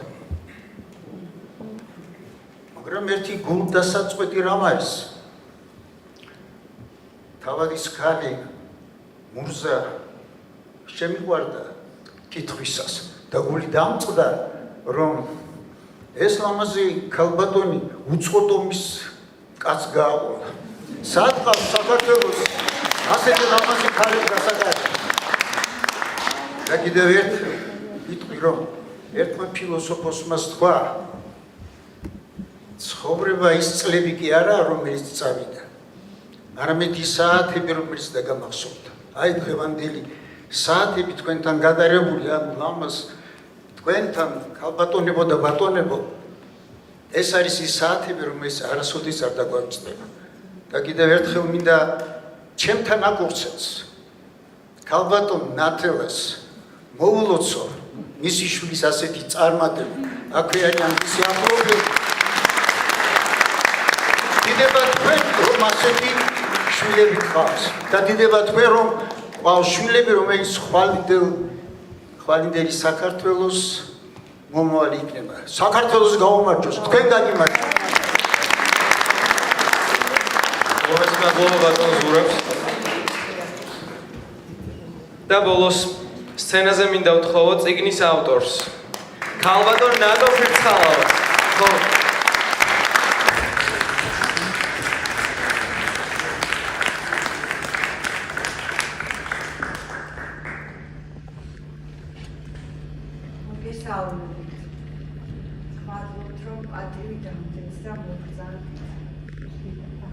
როგორც ბატონმა ზურაბმა თქვა, ნამდვილად ალბათ ცხოვრება ის დღეები არაა, რომელიც გავიდა. ცხოვრება ის დღეებია, რომელიც დაგვამახსოვრდა. თუ გუშინდელი დღე ისტორიაა, ხვალინდელი გამოცანა, მაშინ დღევანდელი დღე ნამდვილად ღვთის საჩუქარია. ამისთვის მადლობა უფალს. თვითგამოსახვა, სამყაროს თვითგამოსახვასთან შედარებით არასოდეს მთავრდება მხატვრული ნაწარმოების შექმნის ერთჯერადი აქტით. ხელოვნების სიმარტივე მოჩვენებითია. რაც უფრო ღრმად ვიჭრები სიღრმეებში, მით უფრო მეტად ხვდები, რომ სიმართლით წერა აუცილებელია. განმავლობაში ჩემს გვერდით იდგნენ უანგაროდ. ამისთვის ძალიან დიდი მადლობა. განსაკუთრებული მადლობა მინდა გადაუხადო ქალბატონ ელდინო საღარაძეს. არაჩვეულებრივ პიროვნებას, ქართული სიტყვის უბადლობას, არაჩვეულებრივ პედაგოგსა და არაჩვეულებრივ ჩვენ უკვე მეგობრები გავხდით, ერთი არაჩვეულებრივი მეგობარი შევიდა. მადლობა ქალბატონ ელდინო ასეთი ნდობისთვის. აი უღრმესი მადლობა. ქართულ ენაში არის აღმატებულ სიტყვებს ხმარობთ ხოლმე, აღმატებულ ხარისხში უღრმესი არაჩვეულებრივი სიტყვა. აი ალბათ კიდე თუ არსებობს რამე უღრმეს მადლობას გიხდით. ძალიან დიდი მადლობა თქვენ. ასეთი ემოციით ის რაც თქვენ დღეს აჩვენეთ, ეს არის უმაღლესი თამასა, მე ვფიქრობ. ძალიან დიდი მადლობა. ძალიან დიდი მადლობა არაჩვეულებრივ ქალბატონს. თქვენთვის ყველასთვის ძალიან საყვარელს, უნიჭიერეს კომპოზიტორს ქალბატონ მარიკო კვალიაშვილს, რომელიც აი ამ ხელოვნების გამოსული ჩამწმენია. ძალიან დიდი მადლობა ქალბატონო მარიკო, თქვენ უღრმესი მადლობა.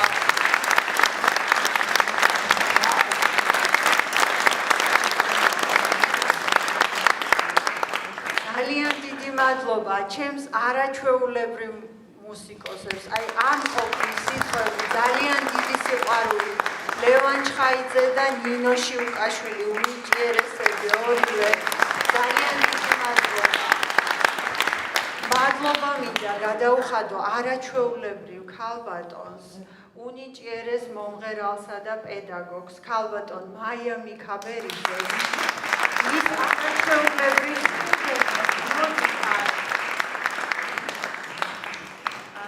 მინდა გვარებით სანდროს წეღან დავიწყდა მე მგონი.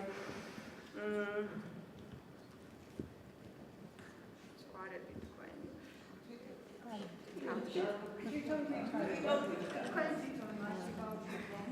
ნიკოლოზ ვიბლიანი.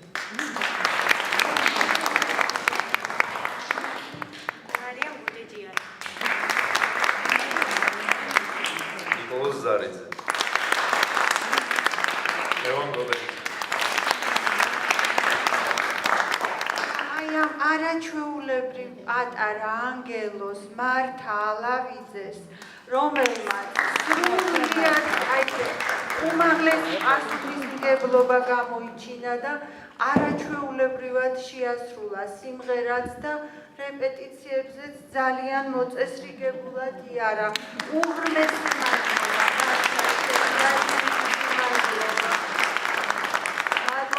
გადაუხადო ჩემი წიგნის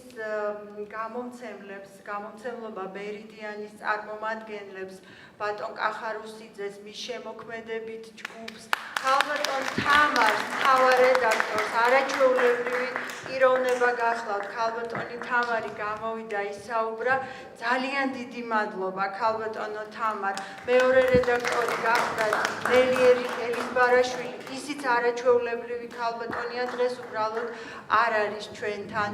მთელ შემოქმედებით ჯგუფს ძალიან დიდი მადლობა. ჩვენ აქ გვესწრება ქალბატონი ვალენტინა მარჯანიშვილი, რომელიც გახლავთ ქართულ-უკრაინული სახლის ხელმძღვანელი, საქართველოში ქართულ-უკრაინული პლატფორმის ხელმძღვანელი. უბრალოდ ქალბატონი ვალენტინა დღეს არ გამოვა ჩვენთან, მე მინდა ტაშით შევეგებოთ, იმიტომ რომ შეიძლება რადგან უკრაინულად უნდა გამოსულიყო და თარჯიმანი არ ყავს, ამიტომ მაინც მინდა მივესალმოთ, იმიტომ რომ არაჩვეულებრივ საქმეს აკეთებენ საქართველოში. აი ეს უკრაინელები, რომლებსაც ძალიან უჭირთ დღეს ინტეგრაცია ჩვენთან საზოგადოებაში, ინტეგრირება, აი ქალბატონი ვალენტინა უწყობს, მისი ორგანიზაცია უწყობს სწორედ ამაში ხელს და მადლობა თქვენ ქალბატონო ვალენტინა.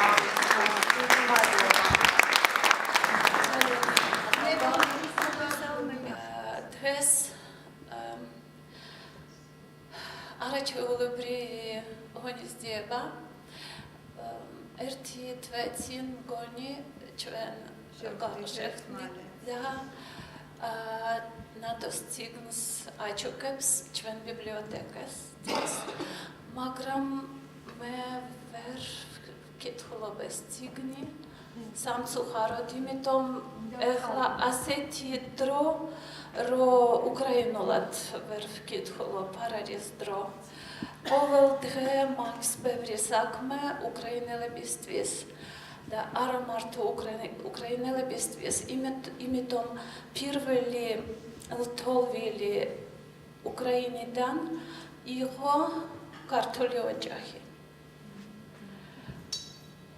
მე ეს ოჯახები колобоки квия, имитом я от бабушки ушел, я от дедушки ушел, Абхазетии, дан, Магалита, Донецкши, ан Одессаши, ан Мариупольши, да ეხლა Давидан სამშობლოში, საქართველოში დაბრუნდნენ, მაგრამ არავინ არ არის აქ სამწუხაროდ და Დავიდან ცხოვრება იწყება ასეთი ადამიანებისთვის.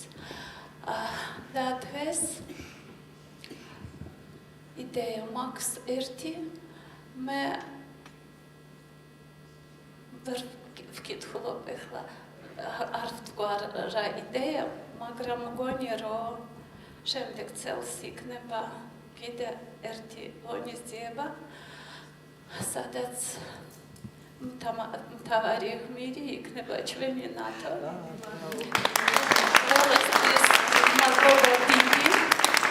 მზად ვერ ვიყავი რამე თქვა, მაგრამ ასეთი ბევრი ემოცია მაქვს, რომ და ბუდიში ჩემი ქართული ცუდია. მადლობა დიდი.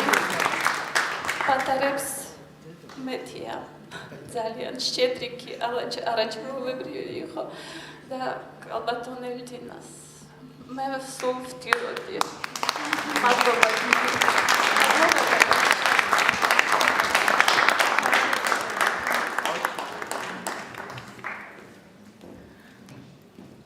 რა თქმა უნდა, უკრაინელ გამძლე მებრძოლ უკრაინელ ხალხს უსურვებთ ჯანმრთელობას, კარგად ყოფნას, ომის მალე დამთავრებას, რა თქმა უნდა და მშვიდობიან ქვეყანაში ცხოვრებას. ჩემ ქართველებს, რომლებიც იძულებით გადაადგილებულნი არიან ახლა საკუთარ მიწა-წყალზე, ძალიან მალე ვუსურვებ შინ მშვიდობიან დაბრუნებას აფხაზეთში.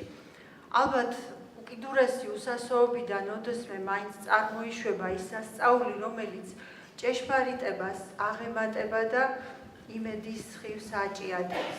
იმედით მინდა დაგემშვიდობოთ ჩემო ძვირფასებო, იმედი და სიყვარული არ მოგიშალოთ ღმერთმა. ძალიან დიდი მადლობა მოგზაურობისთვის და ვფიქრობ, რომ გამოიჩინეთ ყურადღება.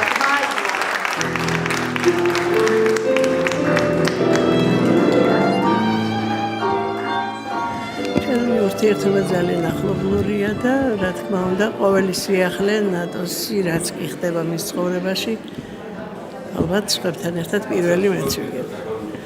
ამიტომ ამ წიგნის წერის მთელი პროცესი ჩვენ თვალწინ მიდიოდა და ვიცოდით უკვე რაც გამოვიდოდა და თავიდანვე აღებული ჰქონდა გეზი იმისათვის რა იქნებოდა, როგორ იქნებოდა, რას გავაკეთებდით და დღევანდელმა დღემ ეს ყველაფერი განაპირობა კიდეც და დასტური იყო იმ ნაფიქრალის, რასაც ვიქორდით მთელი ამ ხნის განმავლობაში. რაც შეეხება ეს რეპეტიციები და ყველაფერი ჩემთან მიდიოდა, ჩვენთან ჩამოვყალიბდით ყველაფრისთვის და ისეთი ადამიანი როგორც ქალბატონი ელდინოა ეს როდესაც მონაწილეობას ღებულობს რამეში იქ უკვე ჯგარაშია, რომ ისეთი ფონი უნდა მოუმზადო, რომელიც მასე დღეს ჩვენ ამას მივახციეთ.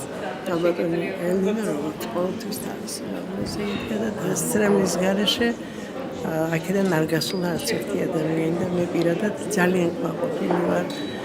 ერთი აღტაცებული ვარ ყოველთვის რაც რატო დაიბადა იმის მერე ჩემ თვალწინ იზრდება და მე ყოველი მისი გამარჯვება, ყოველი მისი წარმატება ჩემთვის ძალიან დიდ სიხარულს ნიშნავს და თუ რამე შემიძლია ხელი შეწყობის თვალსაზრისით მე ყოველთვის მზად ვარ მას გვერდში ვდგე, იმიტომ რომ ეს არის უნიჭიერესი ადამიანი.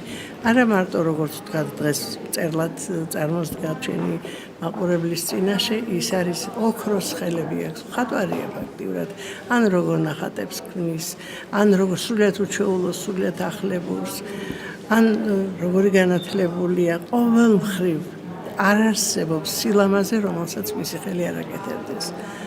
მე მიხარია დღევანდელი დღე, რომ ასე ლამაზად შედგა, ასე ღირსეულად შედგა და მეც ვთხოვ ასეთი ლამაზი დღეები ნატოს ცხოვრებაში ბევრი ყოფილებას. მე მართლა მადლობელი ვარ იმ შემთხვევითობის თუ ბედის, რომელმაც ამ წიგნის ავტორთან შემახვედრა.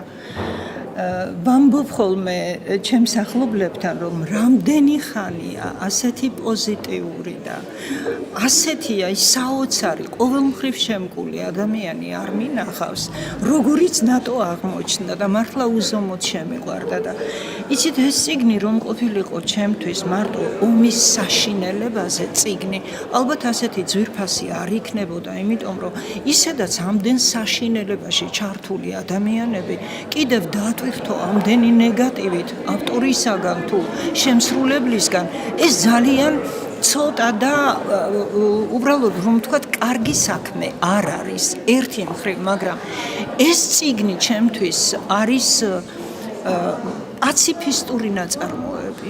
უმძიმეს ომზე დაწერილი წიგნი ჩემთვის არის პაციფისტური ნაწარმოები. ამ წიგნს თუ ადამიანი წაიკითხავს და იმას მოუნდება ოდესმე სიტყვა ომი თქვას, აი ეს არ მგონია და იცით რა, წიგნში მე ამოვიკითხე ავტორის სურვილი, რომ ბოლოს და ბოლოს დამწიფდეს კაცობრიობა, შევიდეს მოწიფულობის ხანაში, რომ მუშტიკრივით და იმით ზარბაზნებით და თვითმფრინავებით აღარ მოაგვარონ საქმეები და მოაგვარონ ცივილურად. დასხდნენ ერთ მაგიდაზე, ოღონდ ეს მაგიდა იყოს სიბრძნით, სიყვარულით და სიკეთით გაჯერებული. მარტო თავიანთ სახელმწიფოებზე და თავიანთ თავებზე და კეთილდღეობაზე კი არ იფიქრონ. იფიქრონ ერთმანეთზე ადამიანებმა.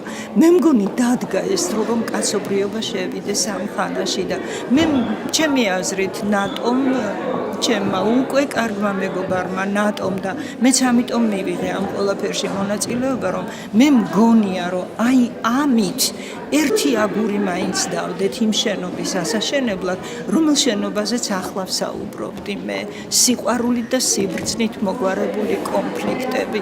ეს არის მთელი დედამიწის შეკვეთა იმ ადამიანების მიმართ, რომლებიც პოლიტიკას ქმნიან დღეს და ასეთ პოლიტიკას ქმნიან. ნატა, მოგვიყევით თქვენი წიგნის შესახებ, პროცესი როგორი იყო, რა მიმდინარეობებით, რაზე არის და რა უნდა გაიგოს მსმენელმა, მკითხველმა თქვენი წიგნის საშუალებით. ჩემთვის ძალზე მნიშვნელოვანი დღეა. იქიდან გამომდინარე, რომ ჩემი მეორე წიგნის დაბადებაა დღეს.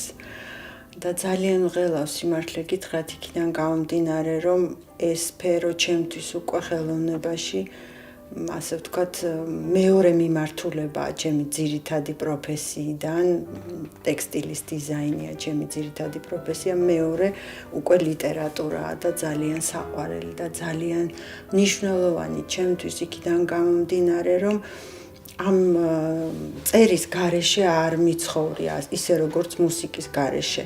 პატარა ასაკიდან შევიყვარე ლიტერატურა და სულ წერდი, სულ ჩემთვის ვწერდი, მაინტერესებდა, ძალიან მქონდა საინტერესო პერიოდები ცხოვრებაშიც და აი ეს მომენტების აღწერა, ამ მომენტების აღწერა ძალიან სიამოვნებდა და აქედან გამომდინარე, ალბათ რაღაცეებიც ვისწავლი, ასე ვთქვათ, ლიტერატურაში, როგორ ანაირად და სიმართლე გითხრათ, ეს თემა უმძიმესი თემაა, ლიტერატურის თემა, ძალიან ბევრმა დაწერა, ძალიან ბევრი იყო საუბარი ამ თემაზეც, მაგრამ ჩემ შემთხვევაში ეს გახლავთ, აი როგორ დაიწყო, იცით, რომ თავიდან აფხაზეთის ომთან დაკავშირებით მინდოდა დამეწერა, აფხაზეთის თემა იყო ეს მურზას ცხოვრება და მერე უკვე, როდესაც დაიწყო უკრაინის ომი, თითქოს ეს იყო ბუნებრივი ბმა,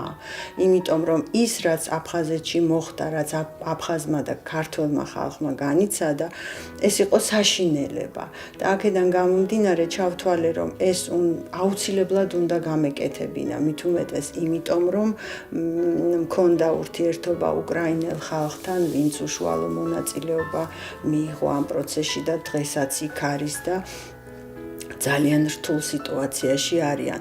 ჩემი ავტორისეული ბოლო სიტყვაობა სწორედ დავიწყე მარკესის, გაბრიელ გარსია მარკესის სიტყვებით, რომ წიგნების წერა თვითმკვლელობის ტოლფასი საქმიანობაა, რადგან სხვა არც ერთი საქმიანობა არ მოითხოვს ამდენ დროს, შრომას და ამდენ თავგანწირვას მისი არსებითი უპირატესობის გამო.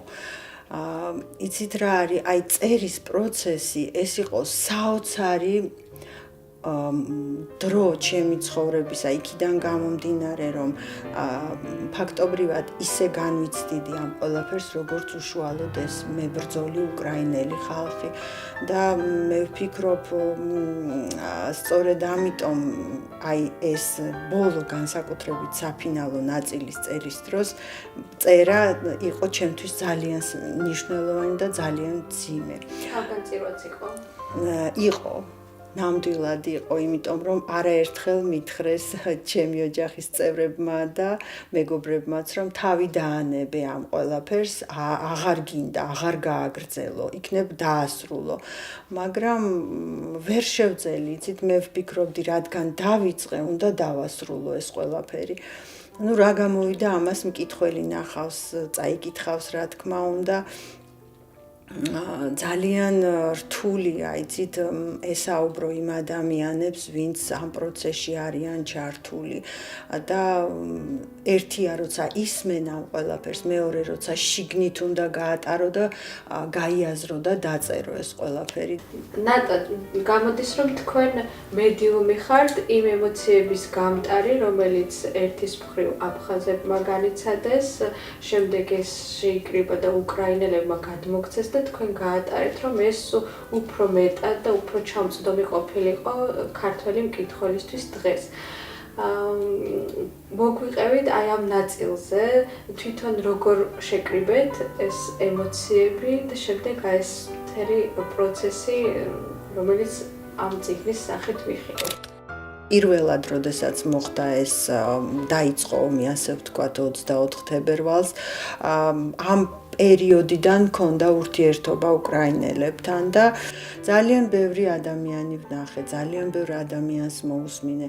მოვისმინე ისეთი ისტორიები, რომლებიც, არ ვიცი, უბრალოდ იცით, ძალიან მძიმე მოსასმენიც იყო. ყველა იმ ადამიანს ძალიან დიდი მადლობა, ვინც დაუშვათ შეძლო მიუხედავად აი ამ სულიერი მძიმე ტკივილისა და ჩემთან გაიხსნა, ჩემთან თქვა ის სიმართლე, რაც იქ ნახა, რაც იქ მოისმინა, რაც გადაიტანა.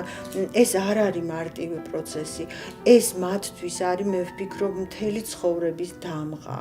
იმიტომ რომ აი თვითონ მურზაც როგორც პერსონაჟი მე როცა უკრაინაში ცხოვრობს და აი ომის პროცესებს შეესწრება და ფაქტობრივად ყველა დაეღუპება, ისიც განიცდის აი ამ საოცარ სულიერ ტკივილს, რომელიც მე არ ვიცი, არასოდეს არ ნელდება და ყველაზე მნიშვნელოვანი ის არის, რომ ის ანგელოზი ბავშვები, რომლებიც ცაში აფრინდნენ და ალბათ შუშის ანგელოზებად იქცნენ, მეც ჩემ წიგს ამიტომ დავარქვი შუშის ანგელოზები. მსგავსი ტკივილი ალბათ, რაც ახლავს აი ამ სიბოროტეს, რასაც ომი ქვია, არ არსებობს ქვეყნად, მე ასე ვფიქრობ.